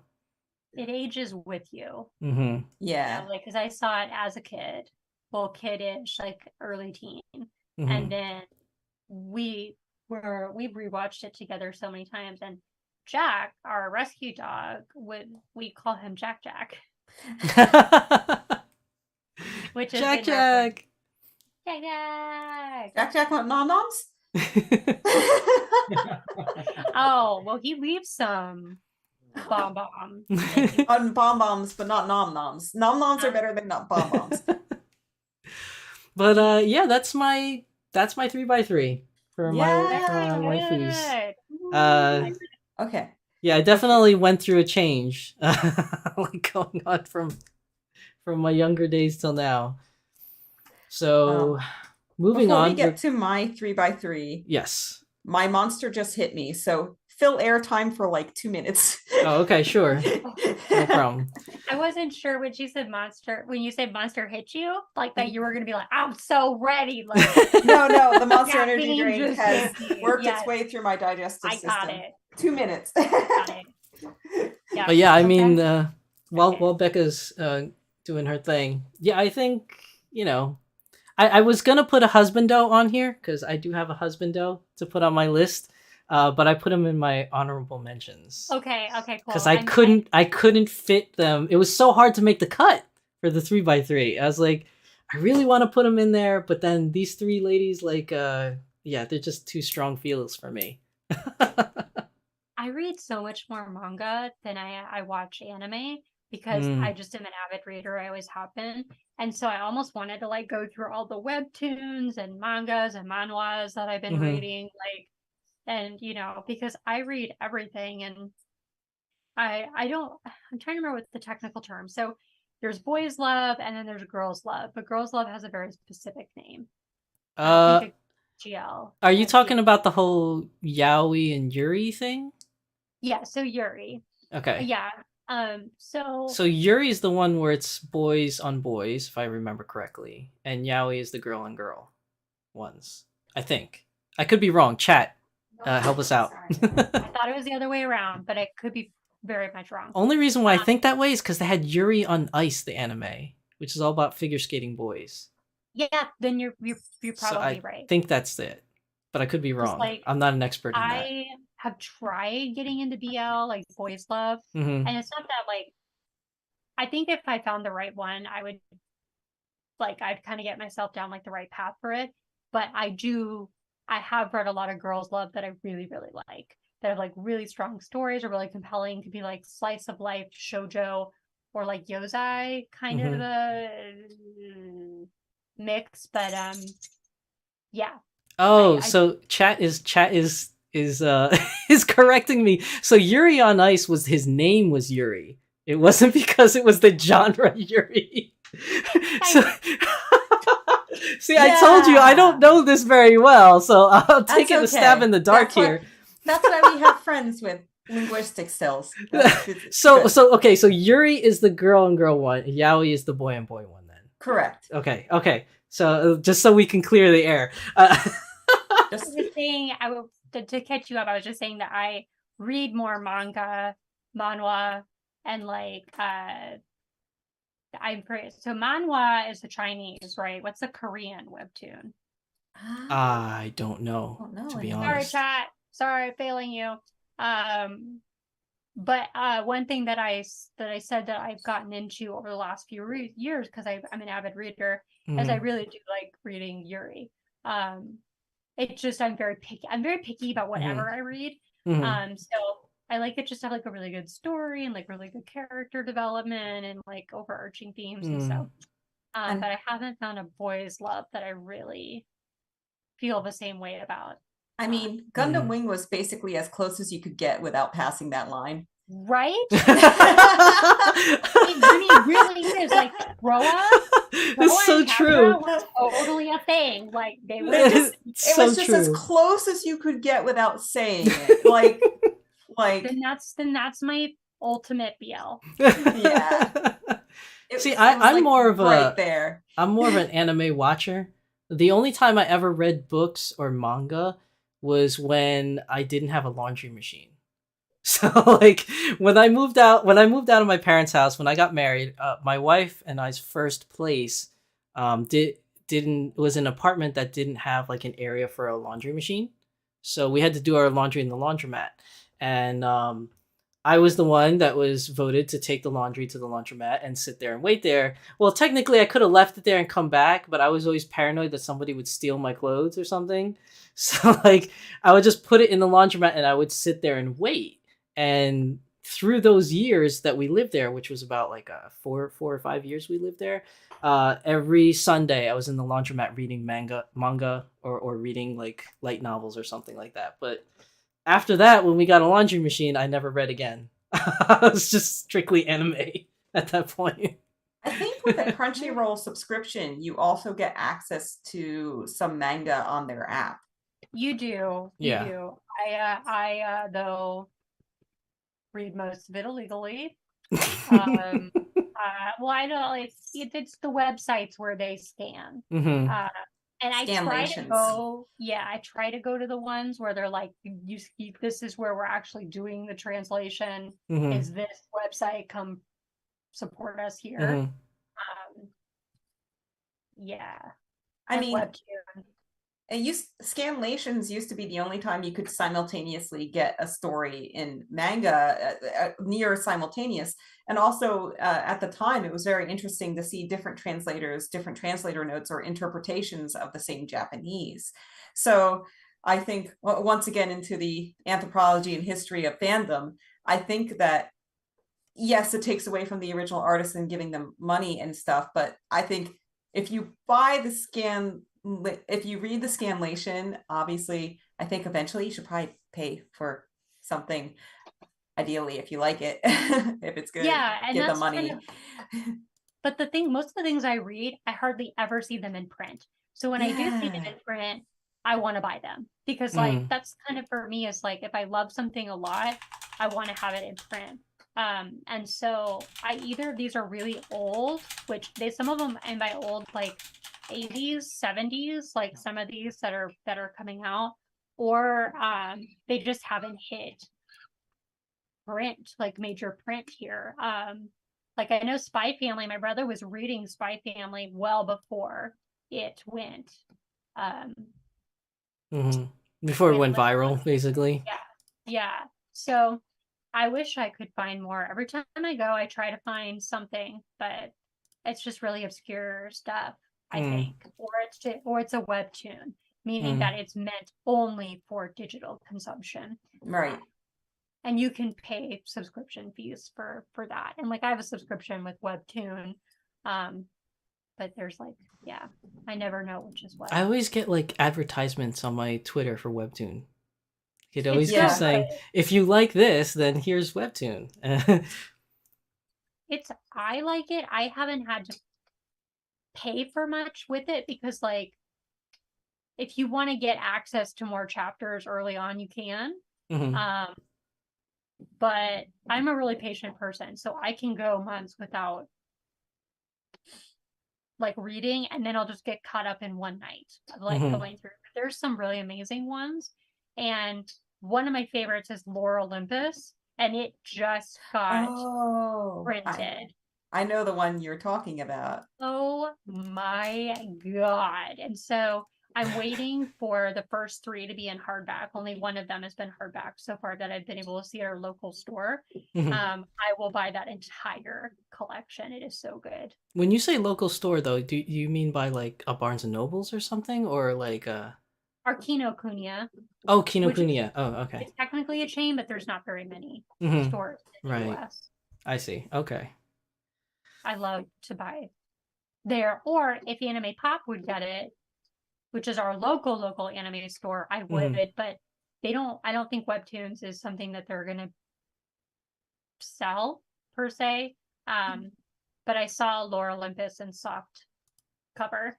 Nice. Last time I was at Kinokuniya and I lost my mind. So, Greek mythology at its best. Yay! The Chinese things are starting to get really popular lately. The manhwas? Yeah. There's some really good ones. It's like picking up pace or something. People love it a lot. My wife is getting into it. Like that's her thing right now. I read it all. If I can read it, I will read it. All right. I need to get a library subscription so I can read more through the library. I am ready. You ready, Becca, for your 3x3? Open my heart and show it to the internet. Okay. Yours was a pretty interesting one too, so let's get to that. There we go. Per The 3x3. per my husband's request, you'll notice that there is some things that might be considered perhaps redundant. But I don't know. I wasn't sure if that was a typo, but like I really looked at your email and I was like, nope, that's the way she wants it. That was Exactly. So I was like, intended. okay. It was as intended. 100% as intended. That's hysterical. I am obsessed. Like, it's like the evolution of Rebecca. Like, that's awesome. So Okay. take us through your top 3, your childhood ones. Okay, so first of all, I have props. You have props. Angelmon. This one was a Yeah, transforming one. when you said Angelmon, I pictured that. And I Yeah. didn't picture the one on screen, which is like a dude Angelmon. Because, of totally course- forgot. because it totally 100%, if I can do it quickly without breaking this toy, which probably has brittle plastic from the 90s. He, of course, digivolved into Patamon, digivolved Oh, to I didn't know that. Angelmon. See, I And- wasn't very big into Digimon, so I didn't know. Yeah, I loved Digimon, but I totally forgot. Yeah, It was a thing like that turned into a people. yeah. So like, as I digivolve this as we speak, because they did these cool ones that like transform like Transformer style, which was pretty Yeah. cool. I had one that did the Transformer style, and Yeah, I do. He has like the little staff as well, but it's just in the other room. I want to try to not overdo it. And of course it has like the very limited 90s articulation, like the arms can't even go up. It has double joints here, but only by the nature of it needs to fold up into Patamon. So the very first husbando we go over is a transforming one.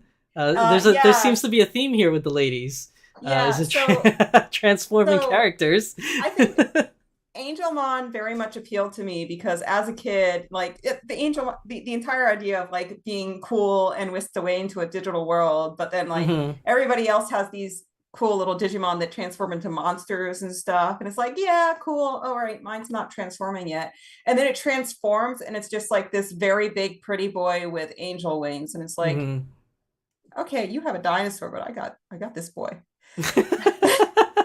And he could fly. Yeah, he could fly, kick ass, and save my butt. So I just can't. I totally forgot that was because I always thought it was monsters and like, whoa. And Angelmon, because Angelmon bucked the trend of monster by just like, no, I'm just going to transform it into a pretty boy, just from a little hamster with bat wings into a pretty boy. Yeah, because when I saw Angelmon written down on your email, I was like, isn't that the little hamster thing with wings? I was like, You're not I don't wrong. see it. I don't see it in the pictures that she provided. You're waiting for Hamtaro to make an appearance. Yeah, I was like, where is it? Did she send me the wrong picture? But now it makes all sorts of sense. So I get that was there. So next up is Tails, and note that the image I got was not from the video games. It was instead from the Archie comics. Tails from the Archie comics was a little bit more well-defined. Miles Tails Prower, which I did not realize until... I didn't even know that was his name. I just thought it was Tails. Yeah, it is his official name, also in like the Sega-led merchandising, but it wasn't... I didn't realize the pun until later. So miles per hour. Oh. Okay. You're really into Sonic. You grew up with Sonic. Yeah, that was one of my favorite games. I didn't really do anything else but the game. But... Yeah, I actually had more of the comics than I did of the games because all I had was the Game Gear for Sega systems for so long. So I had like Triple Trouble and the Sonic 2 with Tails, and these were 8-bit because it was on the Game Gear. So I've recently learned that the 8-bit Sonic games comparatively kind of suck. But it's what I grew up with. And then flash to years later when I got Dreamcast and like Sonic Adventure, and I'm like, yay! And you could fly as Tails and everything. That was awesome. And then you try not to jump and hurt them in the Chow Garden. And then Sonic Adventure 2 came, and you're like, why am I in a mech? I just want to fly and be cute with Tails, but you could only do that in the Chow Garden. Wait. So does that mean you went crazy when the new Sonic 2 movie came out? I was hype, and I did get the Build-A-Bear Tails. One of the images that I did send to you was the Tails collection that I have, which is a mixture of things that I just owned from childhood. Yeah, I saw that. And I have actually accrued. So Tails in the comics was interesting because they had to kind of upgrade him a little bit as every time like something happened in the games to make Tails a little smarter or different or something, they had to upgrade it. So when Tails went from just being like Baby Void's sidekick to, hey, I'm a mechanic working on planes, they had to create a plot that kind of accounted for that a little bit. And they had this entire side plot where he actually ate basically forbidden fruit, like Bible forbidden fruit, and got really smart for a while. But then after it happened, he went from like little kid mentality to like super hyper smart, but then it dropped back down to like just a bit more smart than the average person. And then he and Rotor both kind of co-inhabited the smart boy spots on the team, but he was also the best bro at the same time. And then of course Knuckles was the rival. So Tails was very cool. And of course he had little bro vibes, and I was the smaller sibling, so he was very relatable to me in that way. Cause like like little sister, little bro vibes, when I'm like, I relate to this character. And of course, my sister and I, for almost anything that we liked a lot, we would like to like play with it with each other. So we had Sonic the Hedgehog paper dolls, and we would take characters, because you couldn't play every single character when you were playing with your sibling. So she had Sonic, thereby I had Tails. So she played Sonic and I played Tails with our paper dolls. And that's how that rolled about. That was the love for Tails. That was the love for Tails and the continuing love for Tails. And I was, and to be honest, it wasn't the second movie that came out. It, like, they showed Tails at the end of the first movie. Yeah, it was like that special scene, right? Right. And I like whooped and hollered, and my husband's like, sit down. Chill out. I'm like, yeah. I mean, there were a lot of people who cheered when we saw it on opening night. And there were people hooting and hollering when they saw Tails come in at the end. So you were not alone. A lot of people excited for Tails. Yeah. And I think the Sonic the Hedgehog first theatrical movie was the last movie I saw before the pandemic, and the sequel was the first movie I saw in theaters after the pandemic. Which, I mean, that's perfect, right? What a turn of events. Exactly how it should be. Yeah, so that's how that went. Which brings us to the end of row one. Which should be no surprise for anybody that knows Becca. Which is Cloud Strife PlayStation 1 version. I don't think I played it with the original release. I think it was released 97. I would have been very tiny at the time, because I locked myself in my room. When that game came out, I locked myself in a room. I played it over and over and over. I was around 10. So, like, once again, this entire top row, like, sexuality has not developed in this individual yet. I mean, it did for Angelmon. For Angelmon. I mean, like, I don't know. I don't know if I was like, man, that was a full blown man, but I don't know if I was like fixated on him because of that, or because it was like I got a cool protector, bro. So like I'm not sure what You it didn't was, know it but at I the was like, time when you were growing up. maybe it was just like somewhere back in the But brain. But like instinctually, you were like, yeah. so like so like at the time Final Fantasy VII happens and my sister and I are playing the game. So she plays the game and I watch, as the dutiful younger sister should.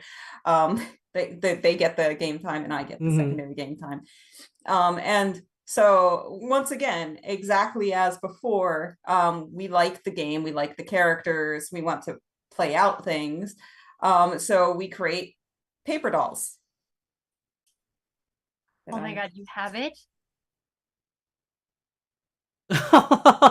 And he couldn't have the Buster Sword. He had to have the with him right there. Is it Excalibur? Uh, Did you draw that? this was my sister's. As plots went on, there was also small clones of Cloud. Oh my goodness. Cloud was Wow. also experimented on by Hojo. This is more of my art from the time. You can see my sister's art versus my art is very, very different.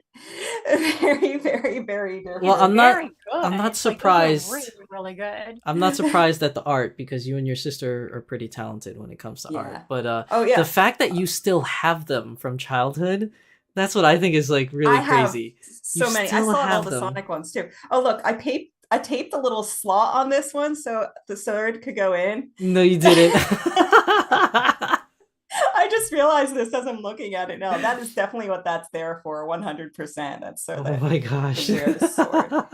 That's amazing. And also, like, how awesome that you and your sister, like, my brother and I are very close too, and we did a lot of, like, we had a lot of similar interests, but we also, like, had different interests. So, like, some of the animes I liked, he didn't like, and vice versa. Or, like, he liked, but he wasn't going to, like, go get figures with me or collect with me. Mhm.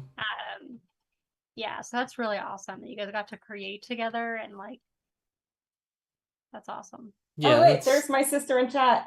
Hi, Katazua. Yeah. Yeah, she put 3 clouds, Cat. Yeah. No, So- and it should be said that my moniker, Tempest Strife, which is in various dash underscore and no underscore forms across the internet, is because of this entire paper doll play and plot that we had, because Tempest Strife was the clone child of Genova and Cloud Strife. So Hojo, like, I don't remember genetically fusion danced Yes! Genova and Oh Cloud my together to make like a cool ass thing. I And, played like, this game originally so she was, much, I like, don't remember that. yeah, I know. And it was funny because, like, in my concept for her, she couldn't touch people because she was poisonous, because she would give them like the Genova cells and stuff, and it was bad mojo. And then when having children happened later, I'm like, what? Remnants of Genova is poisonous to the life stream and other people? I did that first month. You were When I like, that like was all 12. me. That was me. So I came up with that Go back, story Rogue. first. I'm like, that was me. I did it first. I did it first. So that was Cloud in that period of time. And of course there was the whole plot and stuff, but like, I as a child could only vaguely understand this, and it was just mind-bending because it was the first RPG that I saw played end to end with a wild spanning thing, and you got to see the main character development and find themselves, and then Tifa find themselves, all of themselves, and like, yeah, I feel Yeah, it like was Final very Fantasy cool. VII, when it was originally released, opened a lot of people's eyes to what RPGs are like. Like, they existed way Yeah. before that, but I think Incredible. 7 just kind of like took it to that level where it got people into RPGs that otherwise weren't interested. Oh my gosh. I wish so badly that I would have known you and your sister. I know. Because we would have been like, all of these things that you're doing. Oh my god, you're blowing my, like, mini me, my small me is going, oh my god, why would we be friends? Becca I and her know. sister are It's very fine. We're all super friends creative now. people. We got there like 30 years later. So like, yeah, this was I made 2 dolls. I used to make plush dolls, and that was kind of like my art that I did because I was very good at 3D forms and picturing it. And Butterfree was my first. Cloud was my second Butterfree. one. Cloud was my second one. I never finished his boots. His face is drawn on with Sharpie. That's But I can tell it's him. wildly amazing. Yeah, a little later, Kingdom Hearts happened, I guess, in college-ish or stuff. So, or maybe Kingdom Hearts 2. And that was art from that time period for me. That's amazing. Yeah. So my favorite little detail I was noticing, I pulled this out of like the plush doll. There's like 3 little dots there because I couldn't really do the spikes. So It looks great. yeah. My cousin Danny made me a chibi Kurama because I was so obsessed with Kurama from Yu Yu Hakusho at the time. And Mhm. I mean, Danny, if you're watching this, I love you. I love you always. It was just like very, very simple. Like that is like next level what you're doing. But I love with me everywhere. Little boyfriend. That's so cool. You and your Yeah. sister. I was blessed with having a very close friend for a sister. So thank whatever powers that have that as rolling the chances on that happening, because it was amazing. Yeah. Yeah. So on to row 2? Yes, let's go on to row 2. Okay, row 2. I see a similarity here on row 2. Alphonse Elric. Oh my gosh. And I also wait, is it all Alphonse? It's all Alphonse. Well, right here, this is actually a spoiler for running up later. This is from Genshin, but yeah, I thought that was Genshin. Oh my gosh. I just needed someplace to hang it, so I because I was cleaning up my room earlier. But yeah, this is all Alphonse. And these are called what bags? Or Ida bags. So Ida bags. Ida bags, yeah. Ida bags is really derived from the word itai, which is like ow for like itai, like it hurts, because it's so cluttered and overwhelming that it's kind of visually painful. To the point where also where you might have heard the word is, instead of Lolita, you might have heard the word Ida, because the words like lace monster and things like that, it was like a portmanteau of Lolita and Itai. So an Ida was like someone doing Lolita but badly, so it hurts your eyes. So it was like an insult, an in-group insult, which is pretty harsh. But yes, an Ita bag is so visually cluttered that it hurts. But it's wonderful because it's like a little moving character shrine. And the funny thing is, with my Ita bag, I started out with a smaller one, and with just everything that I already had before Ida bags were a thing. And then I started like, oh, Ida bags are a thing. And I started grabbing more things, and I'm just like, well, it used to be before the Ida bag, people would just have their backpacks and just attach things onto their backpacks, like just on the outside. And then they came up with Ida bags, and then it's all over from there. I love that you can stick everything in, and it's a way to display your collection that's not like, obviously maybe visually cluttery, but it's like actually not physically cluttery. Well, I see doll people doing it now. I see doll people putting their dolls in the Ida bag so that you could see them while they're transporting, kind of thing. Yeah, actually, like the cat carrier things. I was gonna say. Yeah, and the cat carriers too. Yep. I tried it, but it wasn't quite the right size for my girls. So Alphonse Elric, just speaking about the character. So I was watching the series, the anime, and I got into the end of the anime, and watched from the Christmas episode, as it is known, episode 25 of the original anime on, and I was hooked. And then I rewatched the beginning. The original one, not the Brotherhood, right? Not Brotherhoods. This is pre-Brotherhood. I own all of the first anime. I recently got all of the Full Metal Alchemist Full Metal Edition non-acid archival volumes of the manga. So that lives on my shelf. I'm gonna maybe reread that over Christmas. And so And of course, at the time it was torrent. So my sister was torrenting it and she was watching it, and I just passively watched it from across the room. And then, as a little sister does, I just get closer and closer and closer. And I'm like, yes, this is awesome. And then I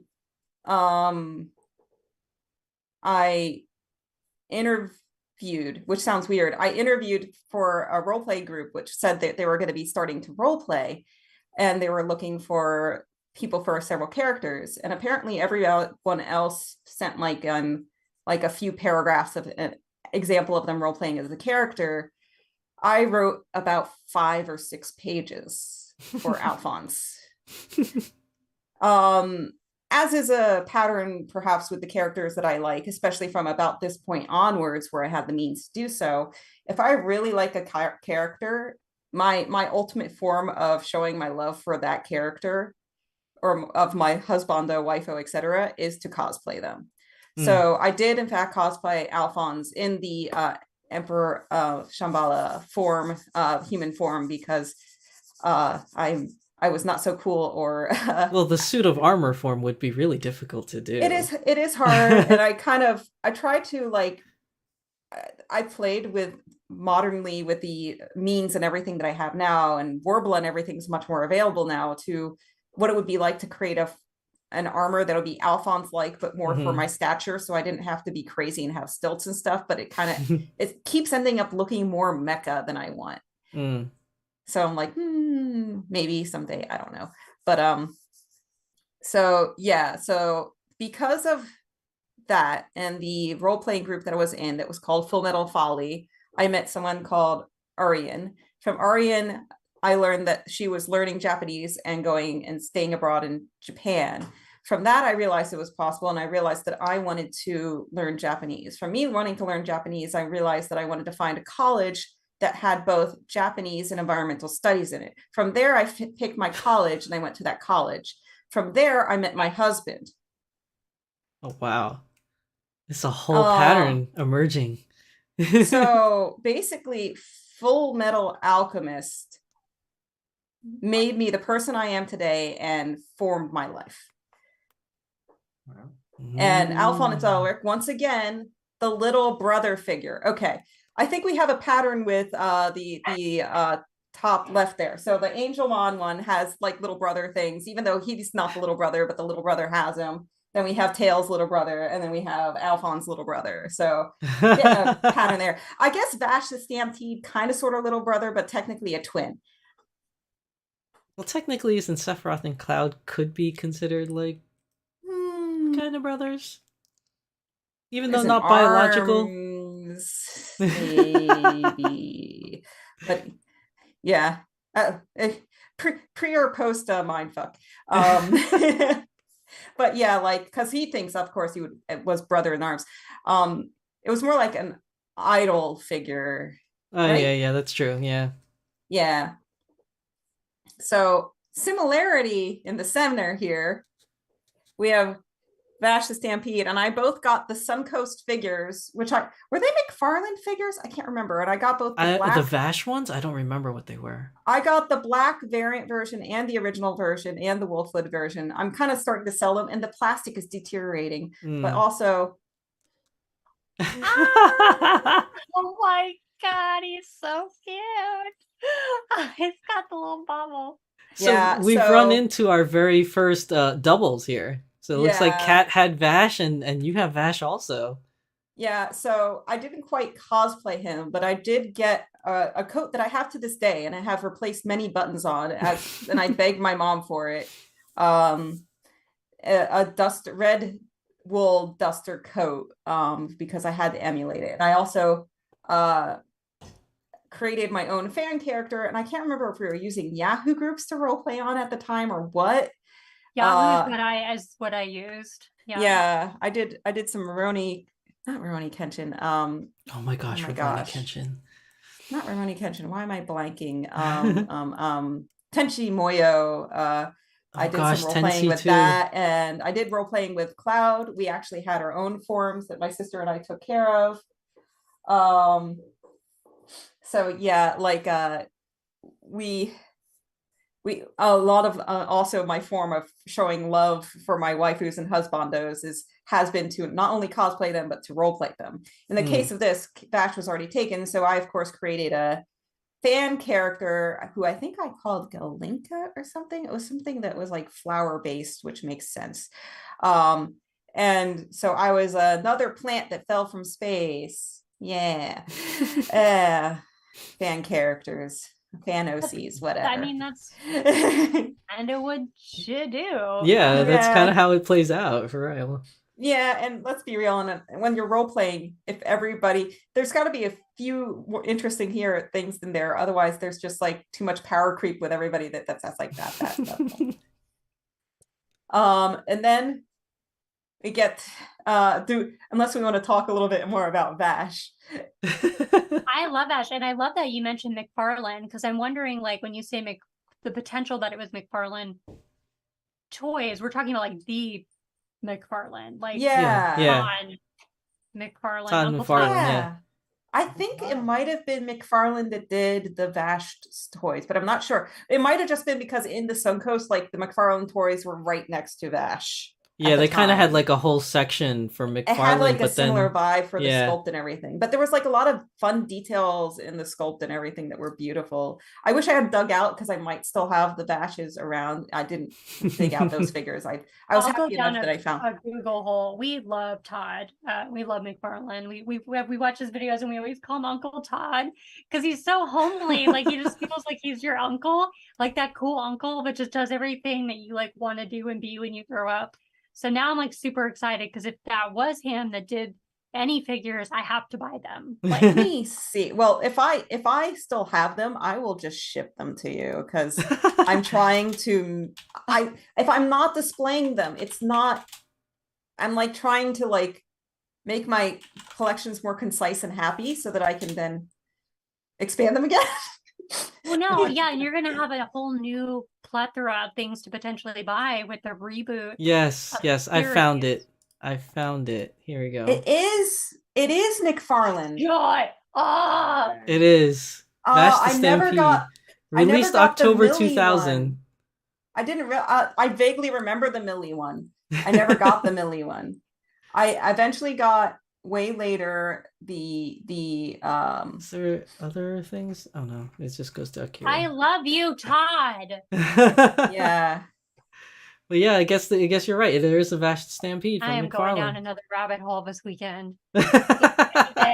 Ready. Is that like a new one? Because there was like older ones. Like There might have been. That was the first thing that popped up when I Google Yeah, searched like, it. It looks found like one there's this version. there's one on Mercuri Oh here that my I'll just gosh. link. Yeah, that's the original one Is there, that was the like- recolor. Because a lot of McFarlane toys they played with the recolors. You know what? That makes sense because right around the same time he did the Akira ones. That makes sense. And Yeah, only he makes did the so Akira many ones too.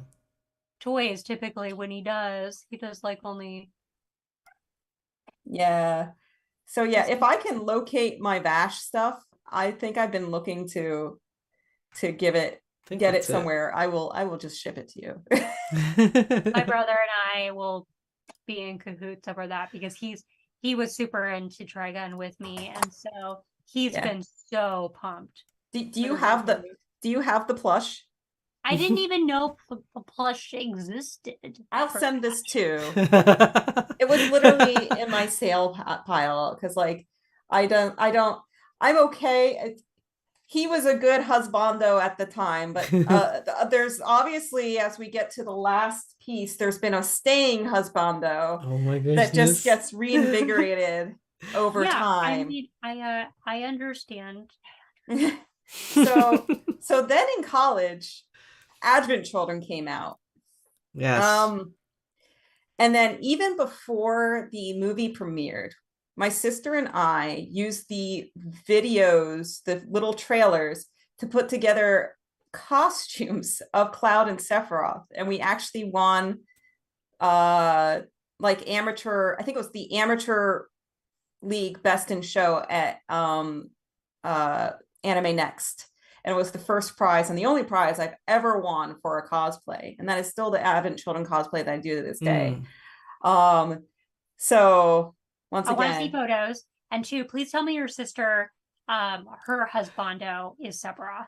Yeah, one of the husbandos is indeed Sephiroth. And once again, the paper dolls. I had Cloud, she had Sephiroth. Sephiroth is also in this bin. He almost made my runner-up. Dude, like, yeah, like, he's husbando material. His shirt is already off. Yes, he is. He is so sexy. You Every two time I are see him, cracking pictures of me him, I'm up. like, oh, yes, please. Honey. Wait. Let's bring out Oh, God. let's bring out the box of shame here. I don't see any protests in the chat from my sister, so we're doing this. I'm looking at photos for my husband, so he's understanding. Of what, Sephiroth? Yeah. Sephiroth was All so right. badass. So check out once again my sister just being awesome. Here is Sephiroth. That's the final form that you fight at It's the the end, final right? form, Yeah. and she made all the wings and taped them on, and that's just like dedication right there. And let's see. I know he's in here. He's got to be in here. Yeah, there he is. And oh man, I'm making a mess of this. Yuffie's coming too. This might have, I think there was a better sword one, but here's Sephi. Of course, you can see his face is a little kinder, a little less mean here. Oh, and look, we had to have a Genova, because you got to have a mom for mom issues. Yeah, take it all out. Get it all out. But anyway, these were all before the college era, obviously, because we were pretty much done with paper dolls Right. at that point. But somehow we kept them all because we're just us. And That movie was I super love crazy it. when I it think came it's out. so cool. yeah, I gotta just like they're all. Oh my so gosh, nice. all the props are in that one little box. Just like so, like this was our toys, and like obviously we had real toys and figures and everything else, but like you couldn't get figures for a lot of these things. Yeah, and, for a like, lot of these things, yeah, there wasn't much Yeah. back then. there were some Final Fantasy VII figures, but they were very hard to come by. And it wasn't until Advent Children was the first thing when they made a Cloud figure that wasn't the original release, which was the Advent Children Cloud that came with a bike. And I begged my dad, and I think I had a little money, but not quite enough. It And was I begged him for expensive. Yeah. I begged him for the remainder, and I got that original issue, which I still have in my cabinet, which I showed you nice. a picture of the Fenrir and Cloud from Advent Children figure. And of course, I made the costume even before I got the figure.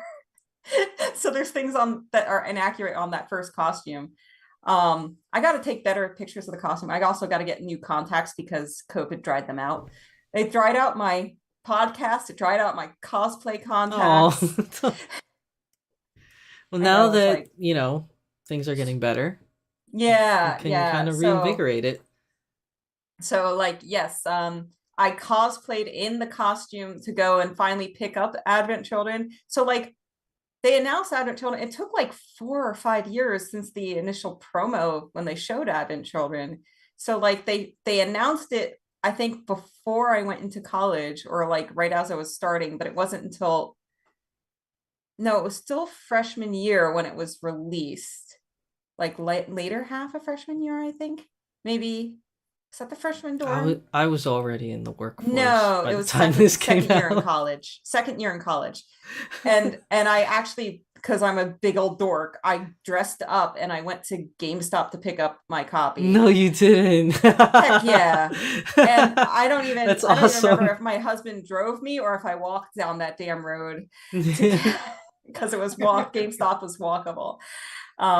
Yeah, just like dork, just all the way top to bottom, toenails to hair. See, at least you were brave enough to do that. I was too scared to. I don't do know if it's anything called like that. brave When I enough was or younger, just- I was too scared to do it. Maybe I just have enough autism that I don't realize what's socially awkward. Like the very first time I cosplayed, I was already an adult with a full-time job. Like I wasn't a kid. And that was because like I always wanted to do it. And like I think, what was the character again? Oh, it was Byaku from Bleach. Byakuya, Nice. yeah. So I cosplayed as that. I was like 28 years old at the time. And I went to a con to cosplay, and then that's when I learned I'm not really built for cosplaying, because Aw. I went in that outfit and I was miserable the whole day because it was hot. It was like summertime, Ah.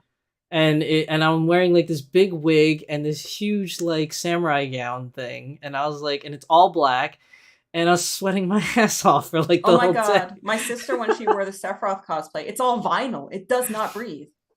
And I was like, yeah, I don't think cosplaying's for me. I was like, this is too hot. Yeah, yeah. We did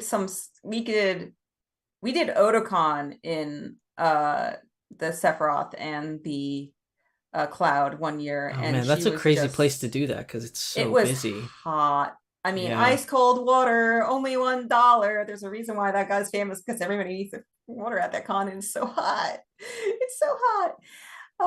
So yeah, so that is Cloud in the college years, is the Advent children's story, and then you get to watch him, and he's like the low voice, moody. Right. I got more emo, or maybe he just got in touch with his emo roots because he was the picked on kid, and that's his real personality. And he got rid of the Zach kind of like over enthusiasm, and now that like just emo moody voice is real deal. It's interesting to see, because like obviously I had my interpretation originally from the Chronicles of Paper Dolls, from what post Final Fantasy VII Cloud was. And they took it a slightly different direction, but they took the Genova curse thing. That was fine. Last column. So 2B, obviously, she was my first licensed doll. I just got her dressed up in this new outfit just now. So Well, you yay. even like when we met in Anime Next, you had a custom made 2B because they didn't even announce the Volks 2B yet. Yeah. So you have like two of them. You have one that you custom made, and then you have the one that you bought. In fact, I have an episode of Ningyo Bingo, which episode name is A Tale of 3 2B, because I not only have the custom house stain monster outfit for 2B, which is now getting threadbare, and the vinyl is starting to die because is it 10 years since that game been released? Something like that. It's getting longer now. Because that was really just like not that long after I got married, I think, somewhere in there. And then I got for a silicone doll body, there was like custom ones that people do in China for things, including Cloud, which looks really cool. When we get to the end here, we can look up something on the internet to show everybody, just like blowing my brain. I wish I brought it in with me, but it's one of the pictures I showed as well, but I forgot to grab her from the cabinet. But the silicone bodies are cool because they have a steel internal skeleton, a silicone outside, which you should use. Oh, you're talking about the Adika, right? Or no? I'm trying to remember. What was it that you? It's like army doll kind of scale sizing. Yeah. And like, so she's very cool because she has a more realistic face and a rooted head. But the outfit isn't as like detailed because she's smaller.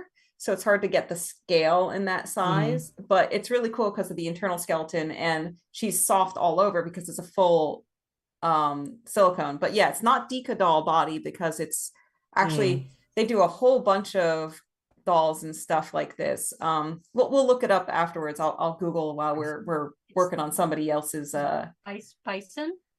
Fiken, yes. Or Fiken. Yeah. When I got into Smart Doll, he was trying to find something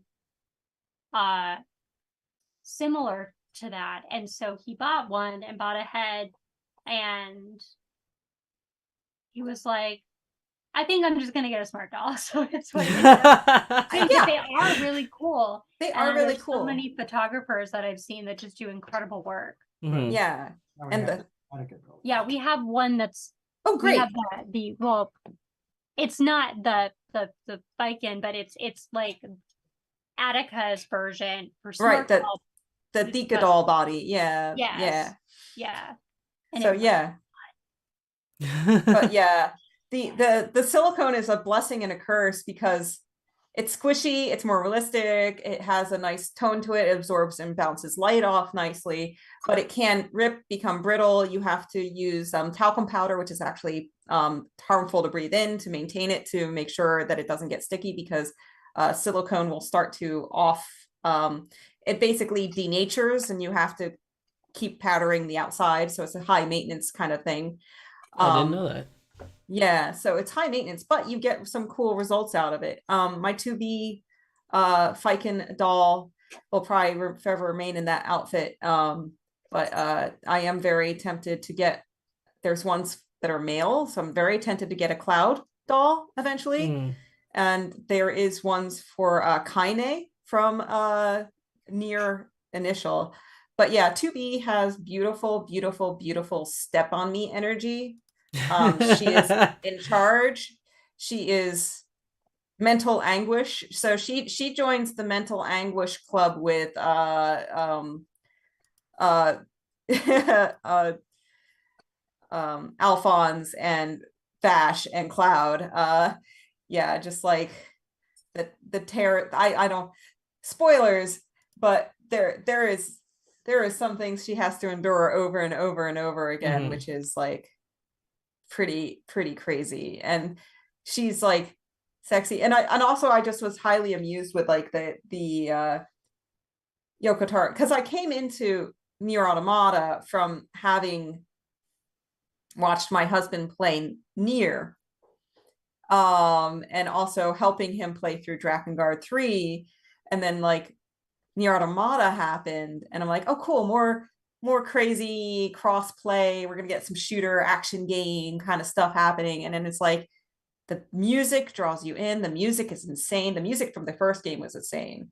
So like amazing soundtrack, and then like she's awesome, and then her voice actor, who I'm blanking on at the moment because I can never remember names in the moment, it just does a beautiful job. The voice actors work together on recreating an audio play in English that had existed in only in Japanese, which was very awesome. You can find that on YouTube. I actually, above me, I have my sister's art. Oh man, you can't see. That's fine. Oh yeah, Wait, I had to wait. minimize the screen so that we can fit everybody. Now we can see, because I can move that. So these guys, let's see if I can get it to focus by moving it. It might just be too far for that. Those are pillows that my sister has made with her art. Boink. And then boink. So those are with her art, but I got the English voice actors to sign each one for A2, 2B, and 9S, which was really cool because they were all at Daigikan together several years back prior to I just like her COVID. art design. Yeah, so she's like super sexy. yeah, she's cool. But apparently because they run super hot and they need ventilation for the androids. Also somehow those heels carry her multiple like tons of weight. She's apparently like very, very heavy and dense. Well, I would like, assume so, being a full-on like android. Like so like water instant kills her because she's so heavy. However, somehow the pod can make her float a little while.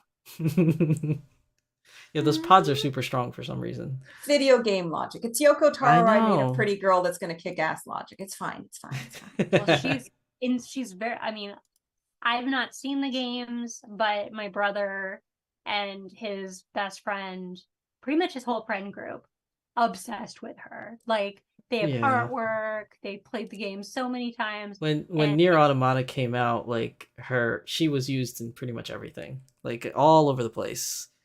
Any convention we go to, he's like, yeah.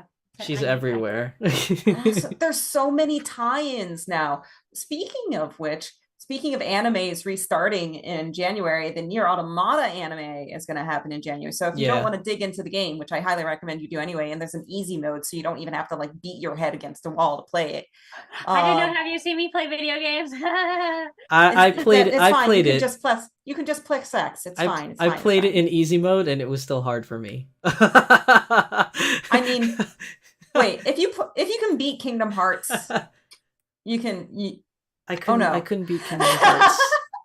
I couldn't beat Kingdom When you Hearts. go back to watch my videos, you can watch me play Skyrim for a hot minute, and you will be like, oh, so if Kat if she streams again on But Twitch, Skyrim is hard. Yeah, that's why it was funny to watch me, because I was so freaking bad. You know how many times the townspeople killed me because I did something wrong? Yeah, and how many times I've been running around naked and I didn't know I was naked until a townsperson was like, put on some clothes. You fought a boss completely naked or something. I fought a lot of people naked, okay? Some people might be into that.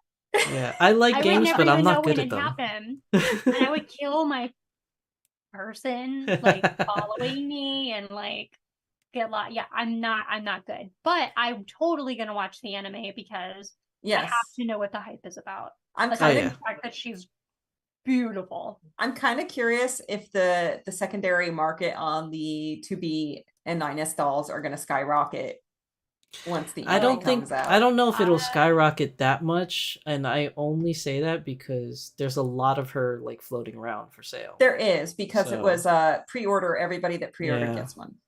So there's a lot of her out there. There is. She's going. I've seen her go everywhere from at retail to 200 to 300 over original sale price. Yeah, that sounds about right. Yoshi Place also confirmed, yes, Fiken, and yes, Darren Ashmore. It wasn't the Super Duck body, but it was the Super Duck customization kit for the Fiken body. So I bought the Fiken body and then the Super Duck customization kit. Also in that scale is the Cool Girl Fiken and Obitsu Volks 1/6 body, as Yoshi Place said. Yoshi Place also says, I'm into Mego Toys, Zika Toys, Yvonne 8.0 humanoid doll bodies as well. So yeah, there's a lot of cool things in that scale, and it's kind of like this scale that was like 1/6 scale. 1/6 scale is pretty big. You have a lot of variety in 1/6. And it was like derived from like War Toys scale and like kind of like the G.I. Joe. Yeah, the old G.I. Joes. Yep. And there was like a lot of war creation stuff, but then it was cool because it was kind of built up like that, and it built for the male gaze. But then it started going into like female figures like Vampirella and Huntress, and they had a lot of official and unofficial DC stuff and official and unofficial stuff. So it's really interesting to see the stuff coming from China that's like sometimes looks so much more cool than the actual official releases. Yeah, there's like so much customization you can do. Like if you have a character that you like, but they don't have like an official head for it, you can find something comparable, which was kind of what he was found so interesting, as he was trying to build a character that didn't exist officially, but there was a lot of option. Yeah. Okay, so as we approach 1 a.m., getting to the middle on my time anyway, getting to the middle of the collage, middle bottom, we have Graha Tia. Sorry. It's I don't know okay. what happened? My thing just froze on me. So middle bottom is Graha Tia. Oh no. We'll get there eventually. Don't worry about it. Give me a second. They've been staring at the other two photos. The program froze. Okay, here we go. I got it back. Sorry, people. It froze on me. So Amaric almost got it. Because so this is Final Fantasy 14. Amaric treats the Warrior of Light to a dinner date and tells him everything's going to be fine, and also like thankfully does not get poisoned and die at said dinner date, which previous people have done and traumatized the Warrior of Light. Spoilers. Yeah, right. But Graha Tia, I know there's so much spoiler territory, but like we're 2 expansions out now. I don't play, but I've watched like all my friends play. My brother plays. One of my doll buddies plays, I'm and guilty. I watch I play. periodically. If I had the time to dedicate, I would, but I don't think I can dedicate a minimum of 1 hour a Yeah, week. it's a Everybody huge who, time suck. It yeah, people are definitely It like, is. no, you is. can't do an hour a week, and I was like, Mhm. then I can't. Like, I just. Yeah, I mean, right now Genshin is eating more of that than from my time because I Genshin. played Genshin really hardcore when it first came out, and I Oh my streamed it. And I would gosh, like to both get of back you? to it. Oh yeah, I wouldn't have really pegged tried it. both of you for Genshin players. It's my sister's fault. It's my sister's fault. It's my My sister's brother's fault. fault. It's my brother's fault.